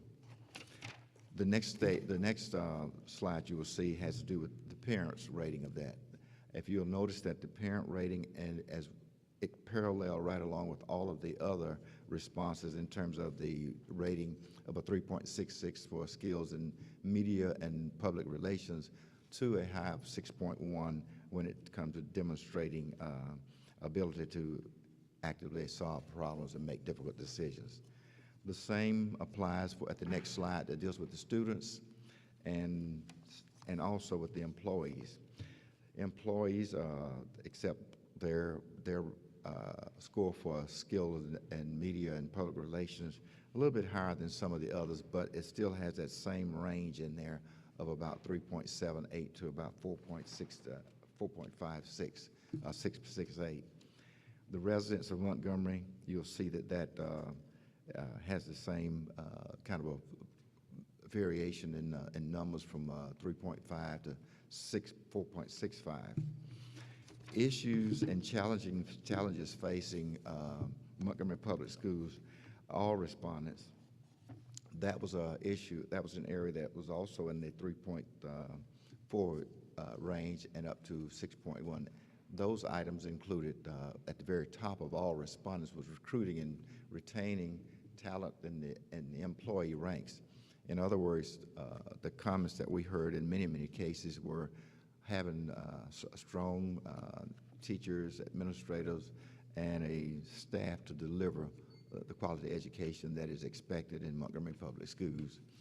The second item on that we pay close attention to, and that you will as well, and when you start talking about a new superintendent, is that raising student achievement, increasing accountability there. So these are some of the just a few of those that the parents identified, as well as you'll see that continues on with the students. Some of the same kinds of things. It's interesting with the student where they talk about, when you get to the students, they say, helping students catch up academically after COVID. I heard COVID mentioned a few minutes ago. The next slide, sir, please. Yes. And on those slides, you see that students were pretty much concerned about expanding enrollment, but that was a very low percentage at the 3.73 up to the 4.64, and then increasing student graduation, graduating college and career readiness. Those were very high along the lines of there. Next slide, please. The employees, improving employee morale. That was one of the highest rated ones in that particular frame and reference that they put there. Expanding enrichment in magnet programs, that happened to be one of the lowest ones among employees in this system as to maintaining, not getting rid of magnet schools, but it's just that it was a lower rated, low score there by the employees of the system. If we go on to residents on the next, you'll see there that we go back to the issue of recruiting and retaining a talented employee staff, as well as raising student achievement, increasing accountability, helping students with academically and after COVID, and increasing the graduate college and career readiness part, so that those were all in the median area there of all of the fours. And then we dropped down to expanding communication with stakeholders as being something that we would pay attention to, and we would certainly express those kinds of things with the new incoming administration that they need to do there. Other challenges to be addressed from all respondents. If you move to that one, please. I'll just engaging with parents, rebuilding public confidence, creating safeguards to prevent theft and other financial problems, firing of poor performing teachers and administrators, and discipline. That was from all respondents. That also continued with raising academic achievement, providing strong leadership to the system, supporting student and social, emotional needs, creating a safe learning environment, improving morale, improving communication with stakeholders. That's kind of a summary of those. One of the questions when we get to the work experience, that was a question that dealt with mostly with the importance of the next superintendent having the following work experiences. The teachers thought that that question rated with them 4.4. Private business and enterprise, it was a 3.7 rating out of a possible 5 there. But as you see, the principals and the central office administrators and superintendents were very much along the same lines in terms of being a 4.0 out of a possible 5 there. Parents, pretty much along the same lines, with the teachers being the highest rated and the principals being the next, and the superintendent and then central office people and system-wide administrators, and in the business and private enterprise would be still rated at about a 3. Students, as we talk about students, you see they rated it as having system-wide administration experience, teaching experience, principal experience, and our private or business there, and superintendent. Employees, pretty much the same as what you saw with the others there. Residents. The residents of Montgomery thought that work experiences as a teacher, principal, a school administrator, and a superintendent in business and private sector, pretty much the same range there, from a 3.23 to a 4.23. When we go to the next level of educational level, I will do a quick summary on that, and we'll move to some other pages. This is the question that had relevance to whether or not the next superintendent should have a doctorate degree, or the next superintendent should have an educational specialist degree or certification, or having any kind of degree and or preparations above the master's degree. What you'll see in some of your written comments, you'll see that a number of the, from the input meetings, talked about it, they were a little bit neutral about that. However, all of the school administrators and most of the people that were employees in the system rated that very high. And what you will see is that that range with all groups will range somewhere from about a 33% having doctorate degrees to a high of about 45% having doctorate degrees. And the long and short of that is when you add the doctorate degree with the ed specialist degree, which are 2 degrees higher than that of the master's degree, you'll probably see somewhere around the 60%, almost 60% of those 2 top numbers always leaning toward the doctorate degree in terms of degree and experiences. If you will move to the superintendent should be hired with preferences on that. That's about page 33 on the slides. That question dealt with what you expected from the superintendent, or how the superintendent should be hired. There was no preference, about 44% showed no preference.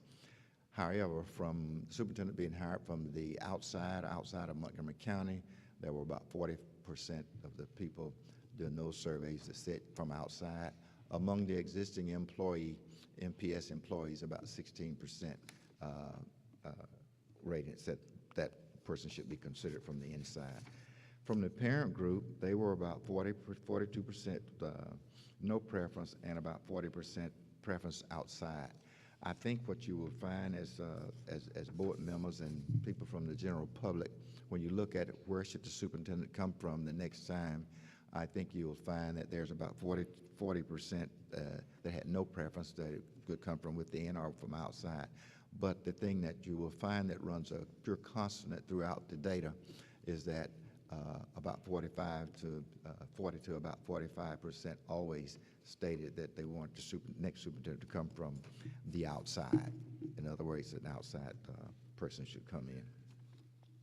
Employees, pretty much the same thing, 45% no preference, and from inside 35%, and 19% from within.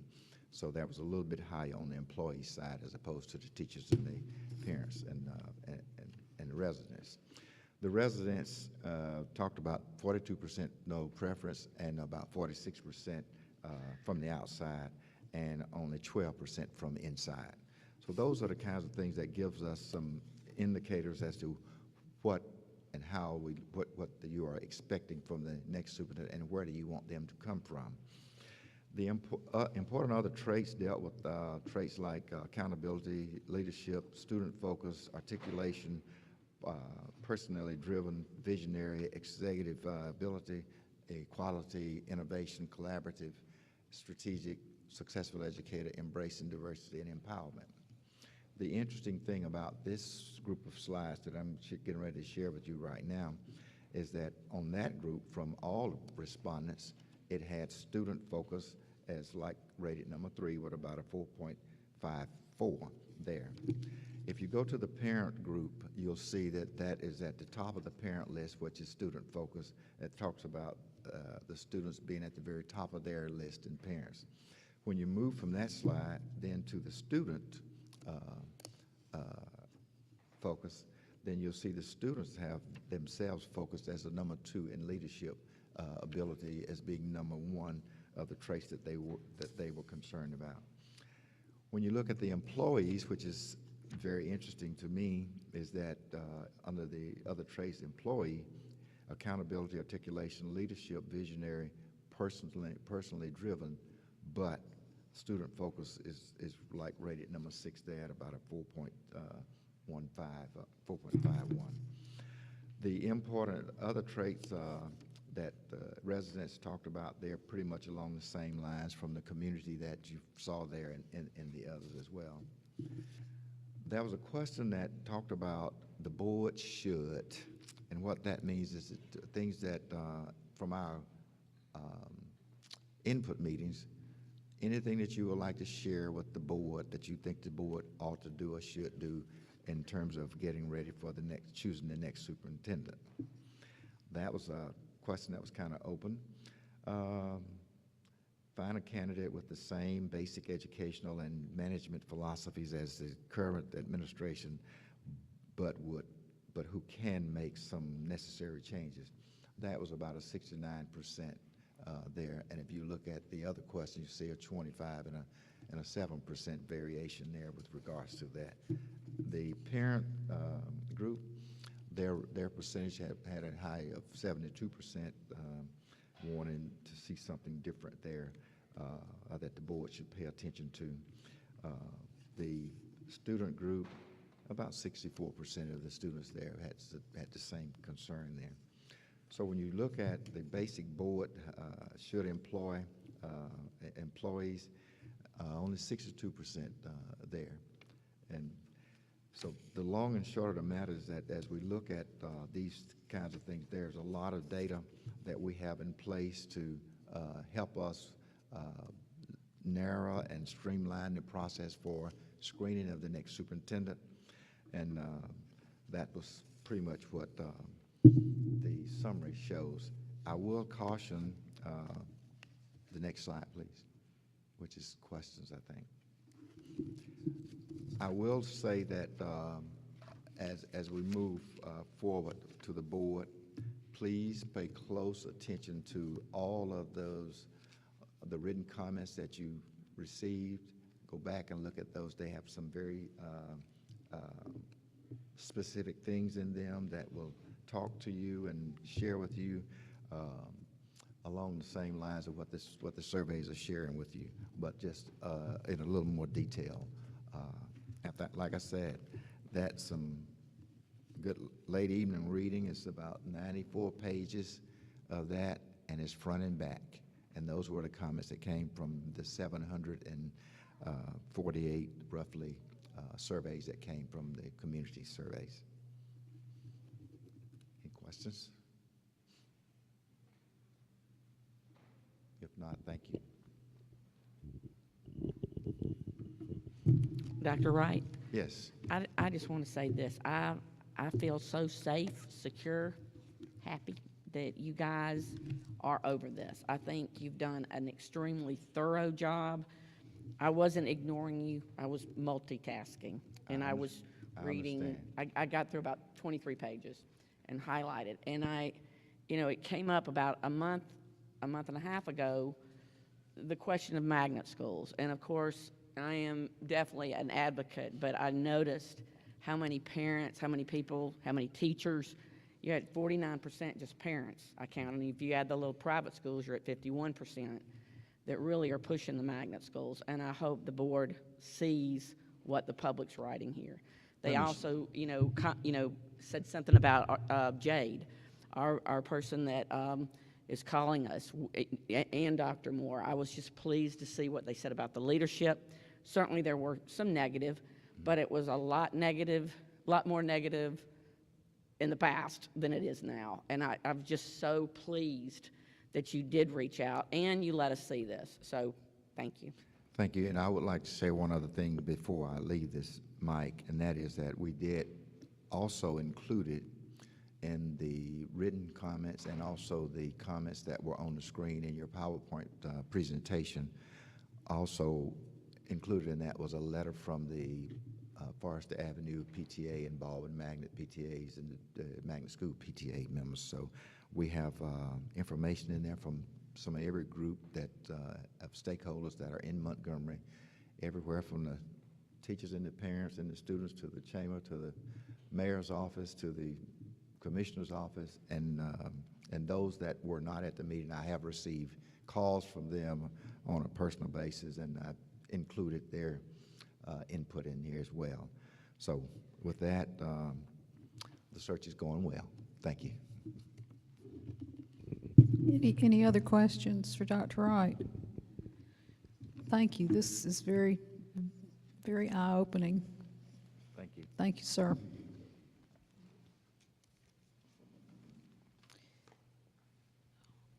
Okay, Ms. Jackson, we'll talk about stipends for special education facilitators.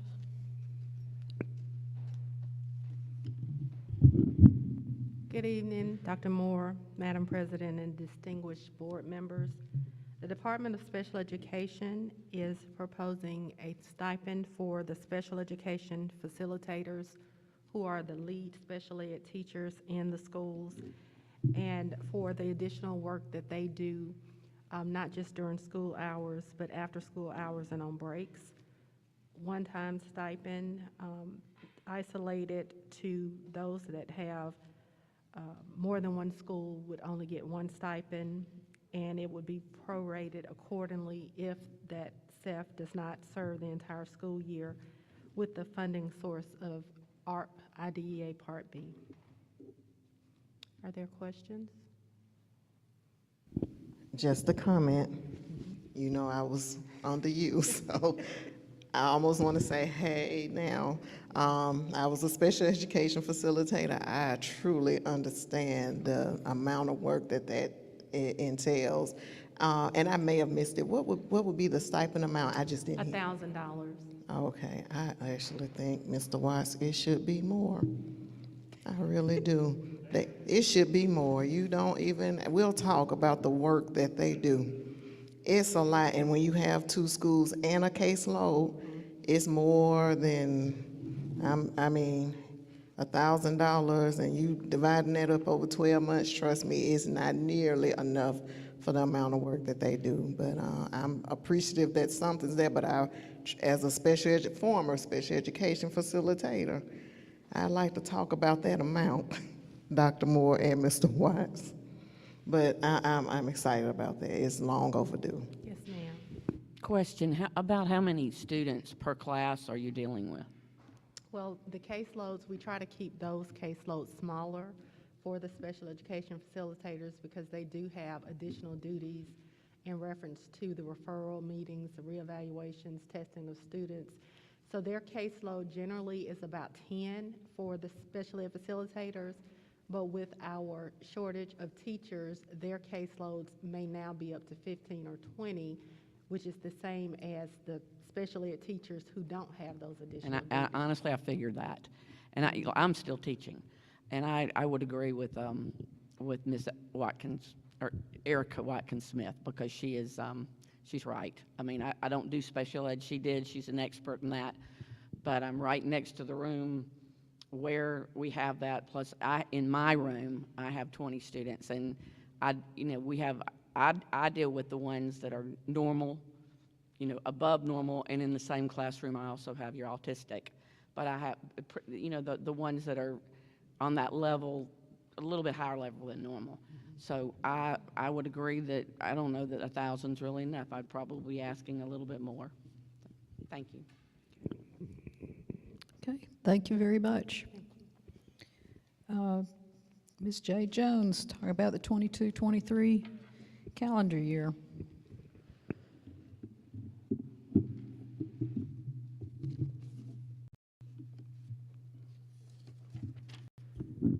All righty. Good evening, Madam President, Dr. Moore, and board members. Before you and on our screen for our home audience, you will see a draft academic calendar for the year of 2022 and 2023. It's important to note that MPS students must have 180 days scheduled, and teachers must have students must have 180 days, and teachers must have 187 days scheduled. This calendar satisfies both of those requirements, if we can get that calendar on the screen. And it may be a little hard for those here in the audience to see, but I will go over that. It's important, Madam President, to mention that this calendar aligns with our neighboring counties. Things like spring break and the first day of school and ending school. We took the feedback from last year's calendar, if that makes sense, the calendar that we're in right now.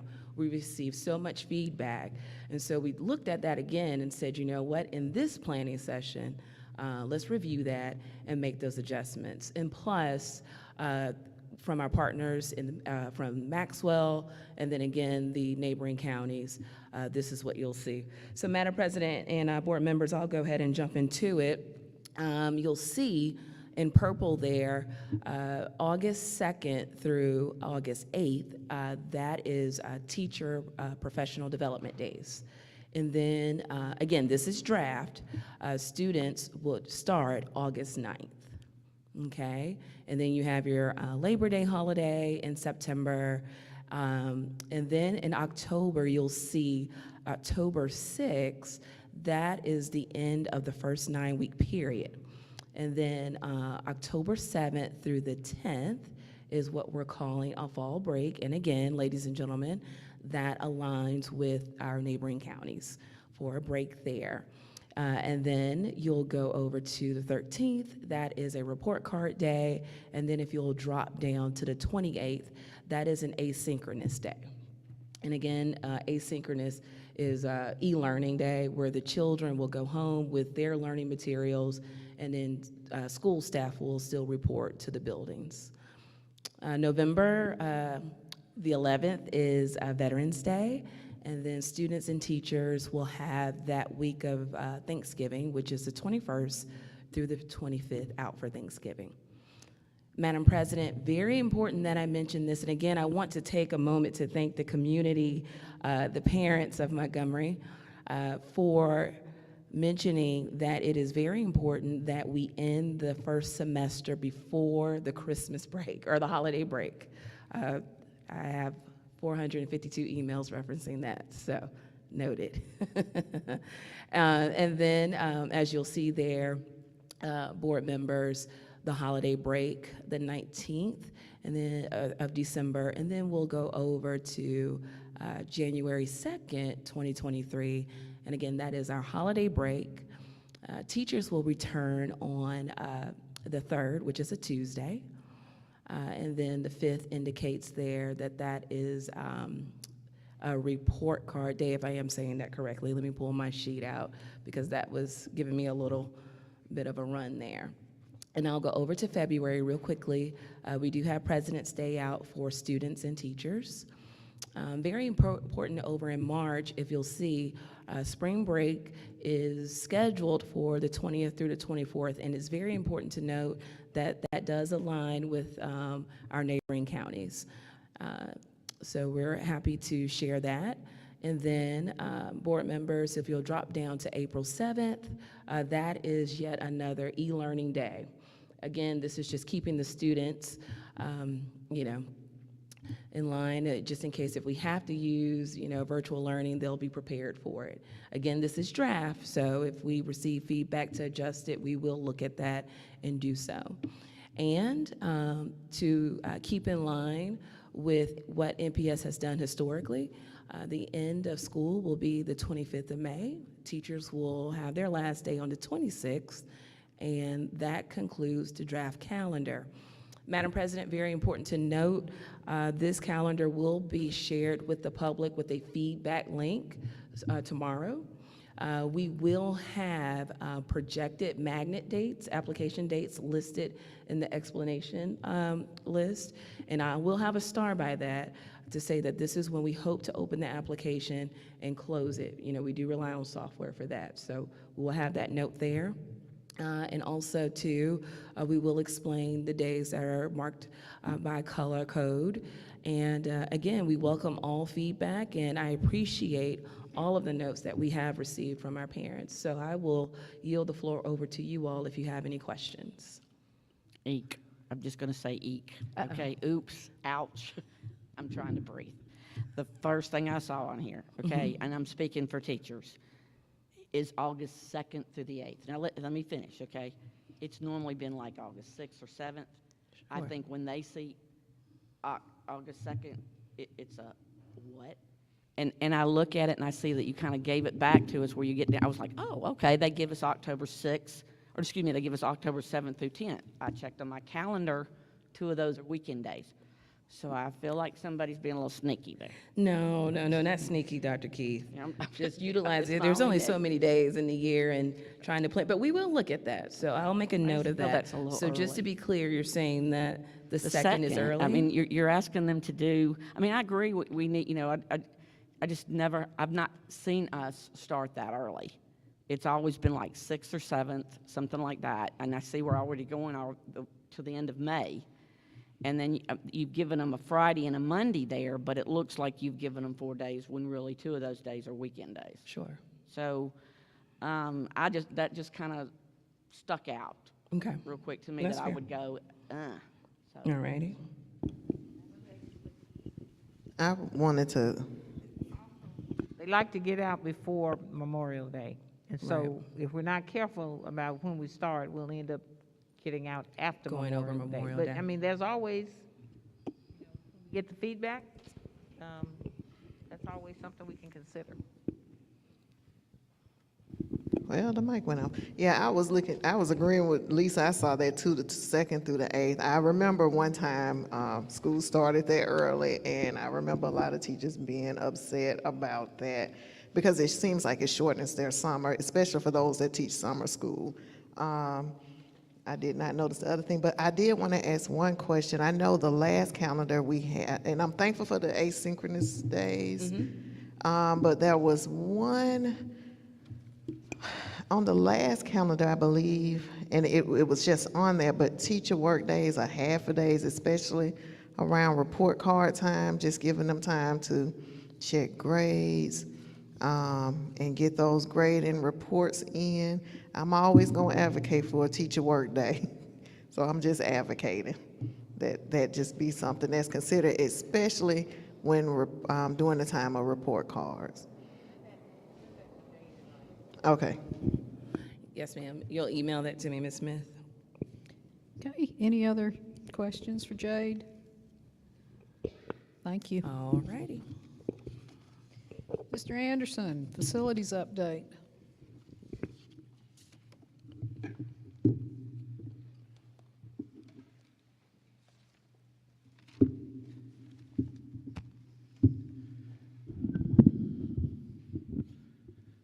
Good evening, Dr. Moore, President Will, Vice President Mitchell, and members of the board. Not much of a change from our previous one from last month.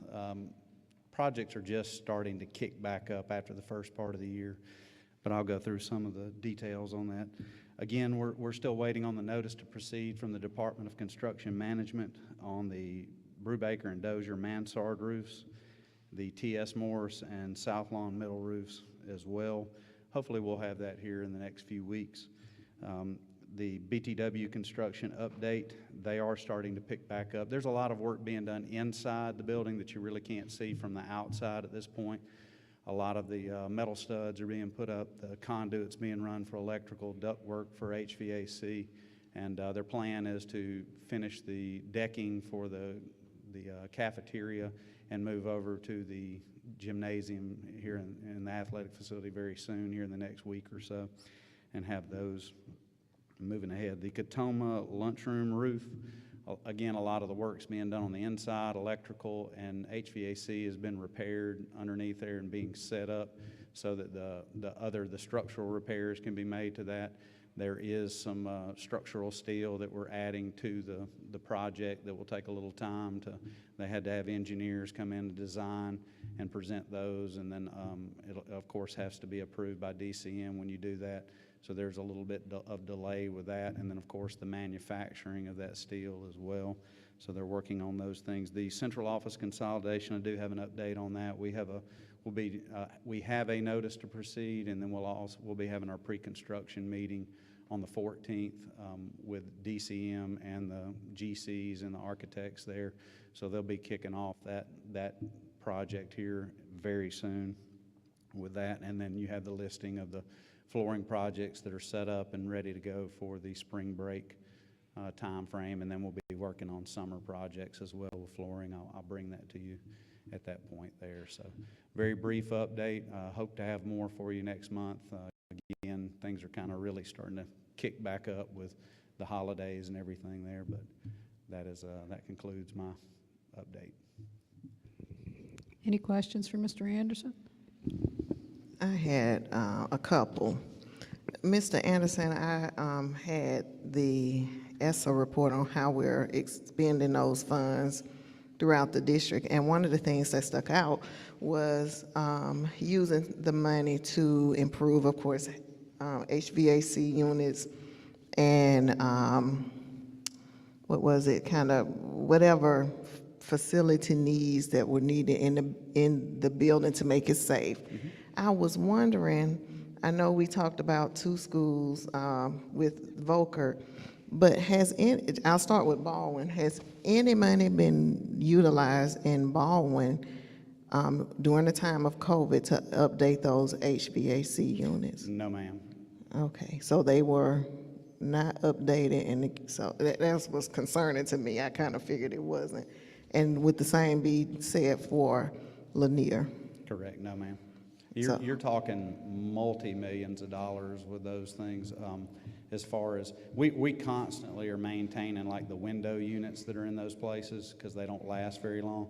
But in talking with our engineer, our mechanical engineer that we utilize, they just did the Pike Road HVAC upgrade. They've done several of ours. I think Pike Road was about $15 million, and they informed us that $15 million would not begin to address Lanier's HVAC, because when you touch that system, you have to touch the electrical and the plumbing, as well as the structural part of it, where you're putting the duct work and that sort of thing, and then windows can go along with that. So there's a lot to it when you go into HVAC. And what about at Capitol Heights? I know that's another old school. Was their HVAC units also updated? No, ma'am. Okay. When we did the plan with Volker, they met with our groups and we discussed different projects that we were working on and trying to upgrade, like Jeff Davis and Brubaker Middle. Some of the HVAC projects that we're proposing with ESSER are Crump, the Brubaker Intermediate Primary, Brutech, and Goodwin, to get those up to date, and that coincides with their projects as well. We don't want to sink a bunch of money into HVAC at Lanier or Capitol Heights, and then we're going to move out of those buildings or build a new building. That was kind of the reasoning behind where we went to with that. Right, and I know we have Train, so was that their recommendation as well? Train works with our maintenance staff, okay, and maintenance was included in that observation and part of that plan.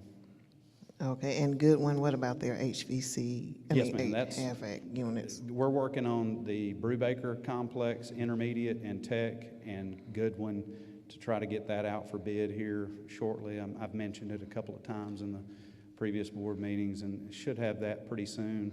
There is a lot of planning that goes into that. It takes the engineers several months to put those things together. And what we're working on now, kind of like what we did with Brubaker Middle, we're trying to get a equipment list and try to purchase our equipment through a purchasing cooperative like what we did with Brubaker Middle. It helps us expedite it, and then the contract for those projects would be for services of installing those. And that's why we were able to complete like Brubaker Middle so quickly, because of how we purchased the equipment prior to the service contract. We could get those materials there so that when the contractors, when everything was done and the contract was done, they could just hit the ground running. And that's what we're trying to do with Goodwin as well. And with Goodwin has some of the infrastructure there because there are wall-hung units that are already there, some of the electrical and that sort of thing run.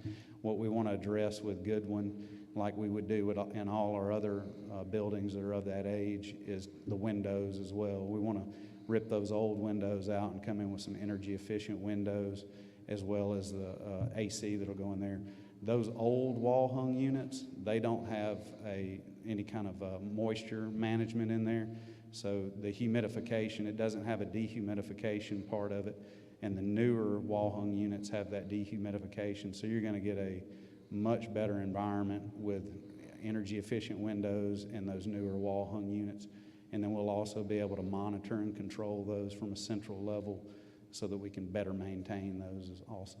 And what about the last high school? And the reason I'm bringing these up is because during COVID, this is where I got the most calls.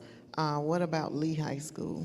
Again, you know, we're proposing a new Lee High School, so or whatever we're going to call it. We're proposing a new one of those, so we didn't want to sink a bunch of money into those areas. We've tried to just do like fixes along the way, kind of what Montgomery has done in the last 20 years. The way we've existed, where when we didn't have the funds to do it, we want to try to manage ours as best we can. And for example, we had an issue there in the math building at Lee. And to fix that, we upgraded a little bit of the electrical and added those heat pump units into the math building to try to give us a temporary fix, because to fix the whole unit there was estimated at over $1 million. So we didn't really want to sink $1 million into a building that we're not going to be in, in the long term.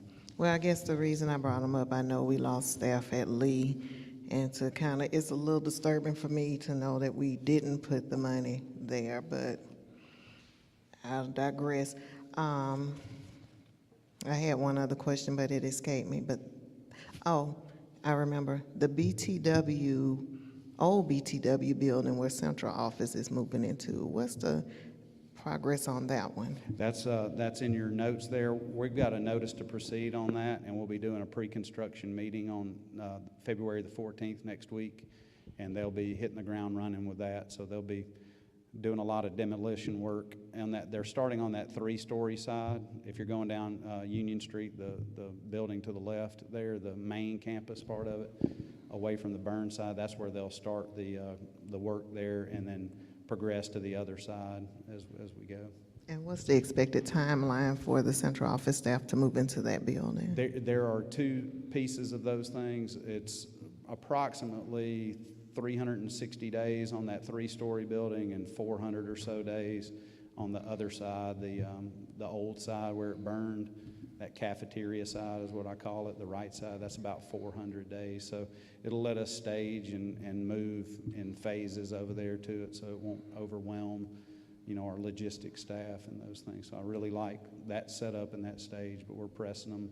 They asked for more time. We wanted to try to finish it within all in a 360-day calendar, and all of the people bidding on the project asked for more time. So we negotiated with them to try to get one side done quicker than the other, so we can move as quickly as possible, because we have some failing systems in a lot of our administrative buildings, especially the one that 307 Decatur. It's being held together by a lot of prayers right now.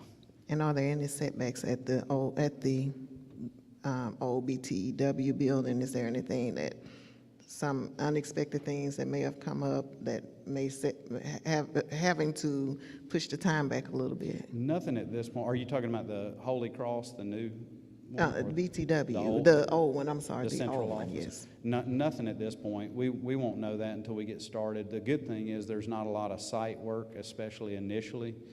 We will be getting it ready to pave, and that's on both sides. They'll be doing that part of it for us, and then the city with our MOU with them, that's 2 locations. We want them to come in and pave for us. But Amison, who's doing that construction, their job is to get it prepared so that the city can just come in and lay the cap over that, the asphalt cap over it, and paint it. Okay. All right, that was the end of my, oh, well, a teacher did ask me to ask this. It's something, do we have a banner machine? We do, and we've made that known to the principals and different staff. I know maintenance helps us with those things. They have a vinyl machine. Any of the signage that we've done through COVID, like the distancing dots and all that you've seen, maintenance did all of that for us. And that machine was well worth what we spent on it, because we have made our money back probably 20 or 30 times fold on that. And I know Lee works with maintenance, or maintenance works with Jade to do some signage. But yes, ma'am, we've done a little bit, started to do a little bit on some of the schools. We've done some over at Highland Gardens, some signage in their office area and all. And then we did some stuff on the front of T.S. Morris. We've done some of the vinyl, the perforation on that, and they've done some other areas, but those are the 2 most notable. Well, a teacher wanted to use it and just wanted to know where it was located, and it just dawned on me that. They can't use that one. There's some Okay. technical expertise on that. If Okay. they'll go through their principal and Okay. ask and what they're looking for, we'll try to help and accommodate as best we can. Hopefully they're watching and they got the answer. All right, thank Yes, you. ma'am. Mr. Anderson, I Yes, have one question.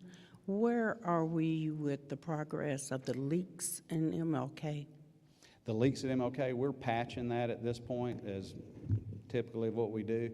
And like I was telling you before in some of the other meetings that we've had, we're looking for some ATF money, and they are on the priority list. We're following our architect's recommendations that does our roof repairs, and we're going down those priority lists. So I anticipate MLK to be coming up here shortly in the near future.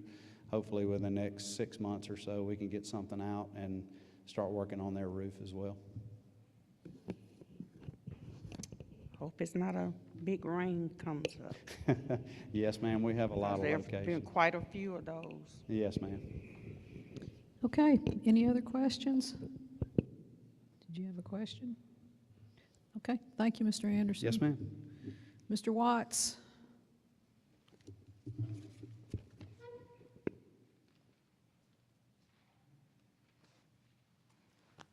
Thank you, Madam President, Madam Superintendent, members of the board. Just want to discuss briefly with you the financial statement for the month of December, which represents the 3rd month of the fiscal year 2022. The information contained in the financial statement is the explanation of financial data, which is a brief discussion that the CFO does regarding the financial position of the district as of December of 2021.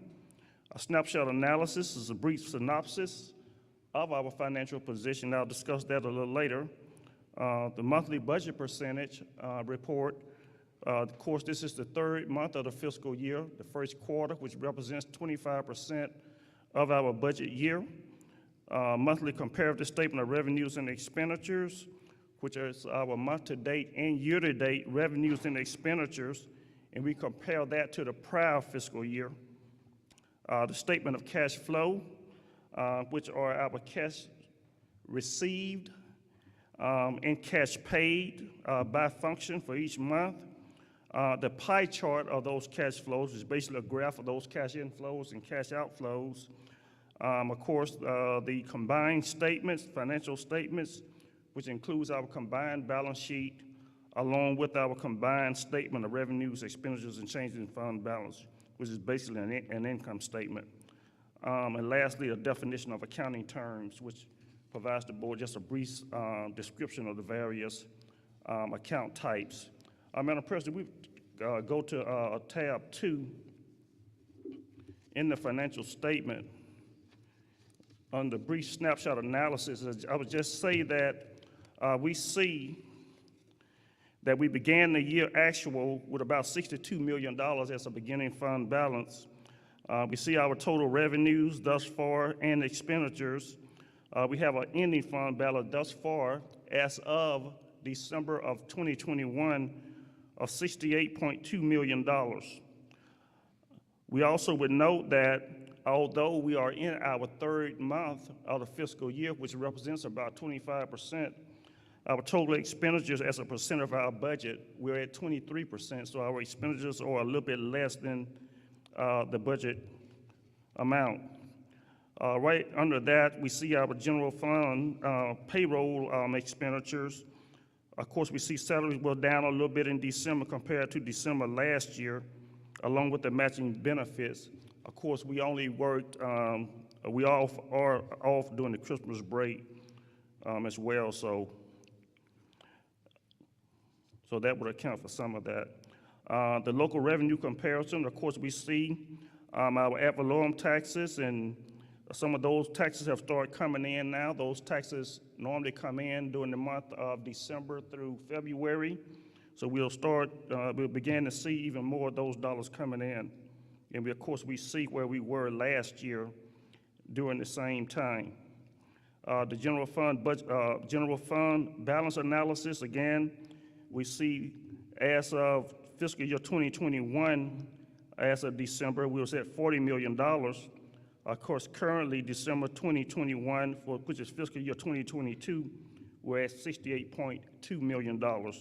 And of course, we know our required 1-month fund balance is about $19.5 million. Madam President. It's an excellent report. Any questions? All right, Mr. Watts, I believe you're going to speak about an amendment too. Yes, ma'am, Madam President. As you know, the first contract that was done with Volcker was based on $300 million. We know that we had access to funding for about $325 million based on the tax that was passed by the voters. Well, we received some funds called state capital purchase dollars. Those dollars we are currently using to pay down bond debt, because we had some bonds previously, even before we started talking about this capital program. We see where some of those bonds will mature over the next 2 to 3 years. So we were able to basically come up with an additional $75 million to do maybe a $400 million capital program. We'll use some of the monies that we receive from the state capital purchase funds, plus the state bond issue, no, not the state bond issue, but the tax bond issue monies that we'll be getting soon. So we are requesting that the board approve a $400 million contract with Volcker to handle the capital program. And this includes us stretching out the date from 48 months to 63 months. Now, it'll be wonderful if the entire program could be done within those same 4 years. But we want to make sure that the board was protected just in case if it was not done within those 4 years, we still had another year where Volcker would still be under our control to make sure that this entire program gets done. Oh, I have There's no prepayment penalty on it if we do pay it off sooner. No, ma'am. No, ma'am. Okay. And Arthur, I want to tell you thank you for saying that, because I saw that, read it, and I was like, how are we going to do that? But it's nice to know that we're covered. Yes, ma'am. I probably won't speak the rest of the night, but I do want to say this is off the subject. When I'm wrong, I'm wrong, and I'm going to eat a little crow here. When the rabbi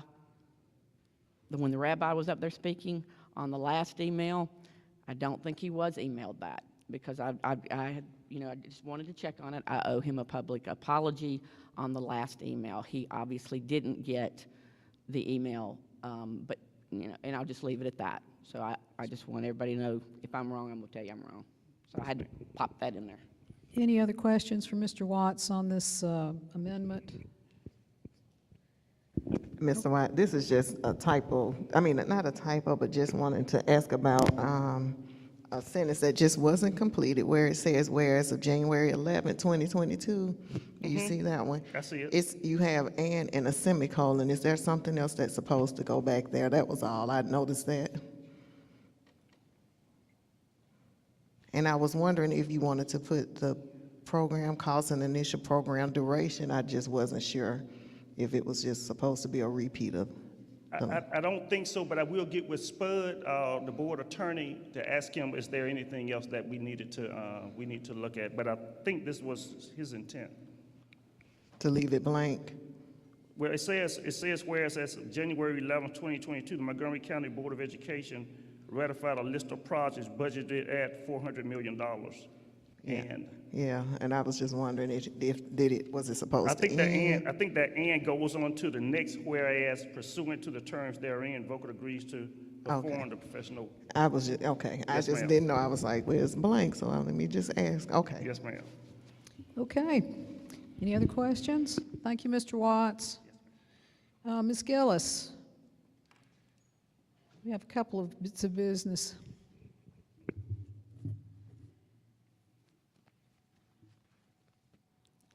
To our board chair, Superintendent Moore, and other board members, in your packet, you should have a contract for Edgenuity, and we all know about Edgenuity because we have many contracts with them.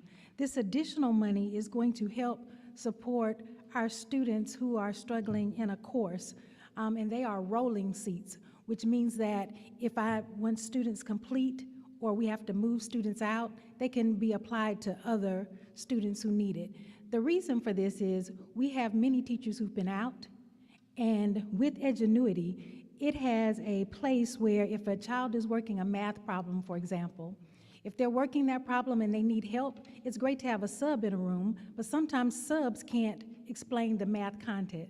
So they can click on this button, and a teacher will come and explain that problem in detail for them. And the reason we have these number of seats, because they are rolling seats. So for example, if we use X school, and right now we're focusing on a middle school who's having some difficulties, then if I need to move it once a teacher is in place, or if the teacher comes back off of a leave, I can roll those seats to another school. We can also use this during the summertime as well. Questions? No question? And just thank you for that, because I do know that because of COVID, it's been just a roller coaster. And in addition to that, trying to find personnel to put in place, and that's been challenging as well. I just wanted to ask one quick question. Do we know how well it's working for our students? Are we seeing the results? Like, is there anyone keeping up with the data on it? When used to fidelity, it does work well. I'll give you a great example. In one of our programs in our alternative schools, this is what they use for kids who've fallen behind, who's trying to make up credits. They use those same rolling seats. The other great thing about that is they can work at their own pace. I could have 25 kids in a room. I'm not gonna all get stuck on the same problem. So I can click on that teacher, get the help that I need, and continue to move. So it has been, to my knowledge, been successful in our alternative school. Okay. Ms. Gillis, you also are going to speak of the extended COVID emergency pay leave. Okay, this is nothing new to any of you all. I've been up here a couple of times talking about COVID leave time. This time, as we've gone through this next phase of the pandemic, and I do say phase, because it seems like we're constantly having another phase, to support our staff. When I say staff, I mean both certified and classified. We are proposing that we extend the leave until June the 30th. And let me explain why we chose June the 30th. Initially, when we started this, we said that June, we wanted to make sure we covered all employees, whether they were 12 months, 10 months, 187-day employees, whatever. June 30th would cover the rest of the school year for all employee types, whether it's a 12-month employee, a 10-month employee, or whatever the case may be. Of course, this will only be for their contract period. For example, if you're a teacher, you're on a 187-day contract, then on the last day of school, this leave would not be available to you because you wouldn't need it. You'd be home for the summer, if that makes sense. But for our 12-month people who have to work until June 30th, this would cover their time as well. So it would depend on your contract time, but it would extend through the end of your contract regardless of the time. Additionally, this is not an additional 10 days. It's a total for the year. So for example, what payroll has done is kept a tab on every employee who used any leave or not, and they have in their bank how many days they've used. For example, if I used some of the COVID leave and I used 4 of the 10 days that you all previously approved, I have 6 days left that I can use. So this is not 10 days on top of the 10 days on top of the 10 days. We felt like this is fair. Of course, I had to meet with Dr. Moore and Mr. Watts to make sure we could afford this. And this is something Mr. Watts and Dr. Moore felt like we could afford if we didn't add 10 more days on top, but to just extend the entire 10 days. Will everyone use it? Let's hope not, because that's a good sign that we're healthy. But for people who've had to use it, this is a way that we can make sure we take care of our employees without them using their personal leave time, whether it be sick, vacation, or whatever they actually have to use.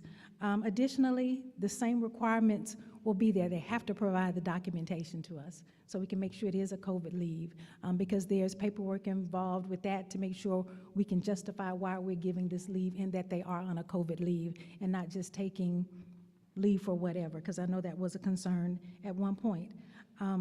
After you have exhausted this 10 COVID days, then you will have to use your accrued leave time. But by that time, hopefully you've gained some days in the midst of this time of a pandemic. Questions? That's such welcome news. Any comments?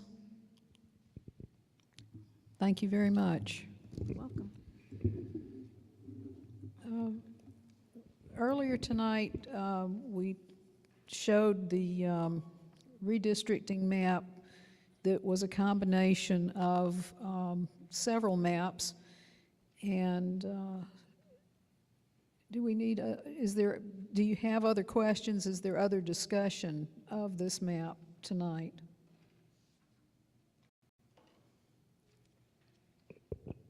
I don't have a question.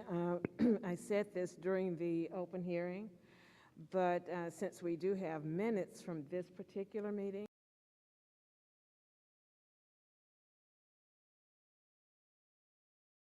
Mr. Lou Hammond, Mr. Felix, and Mr. Larry Maxwell for their generosity of time and talents to help ensure that our board and our community was able to develop a fair map for our school district. Okay, I agree with you. Thank you. In that case, we have some bylaws questions.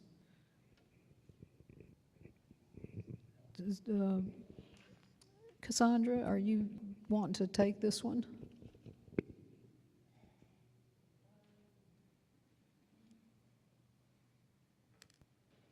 In reference to Article 5, Section 1. I really had not planned to. We had discussed my concerns.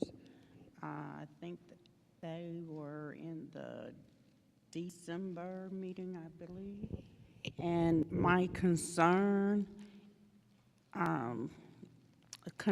are that we need to revisit the bylaws, as I stated in the last meeting, and we need our bylaws to reflect our operation, or we need to make amendments to our bylaws to make sure that we are working within our bylaws and not making any changes that's not reflected in the current bylaws. And it's the, just for instance, it's the term of office, and the days of the week that we are attending meetings, and it was one other, Dr. Coleman, will you help me out with that? It was one other one. The bylaws. I noticed Article 3 also. The terms are so staggered, that statement. If I'm not mistaken, this was probably based on when we had 6-year terms, and that's how we could get 2 to 3 persons being candidates for election every 2 years. That would give us our 2, 4, 6, and our 7th member. Now that we are on a 4-year cycle, oh, and I also noticed that this was based on the Alabama Code. So how did we get to the 4-year term? Is that Alabama Code?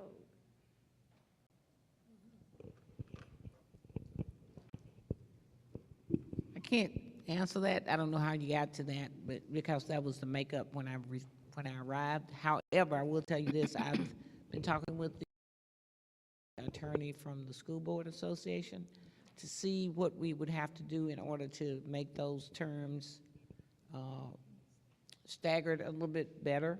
And so I think from what I'm seeing right now, you have to get someone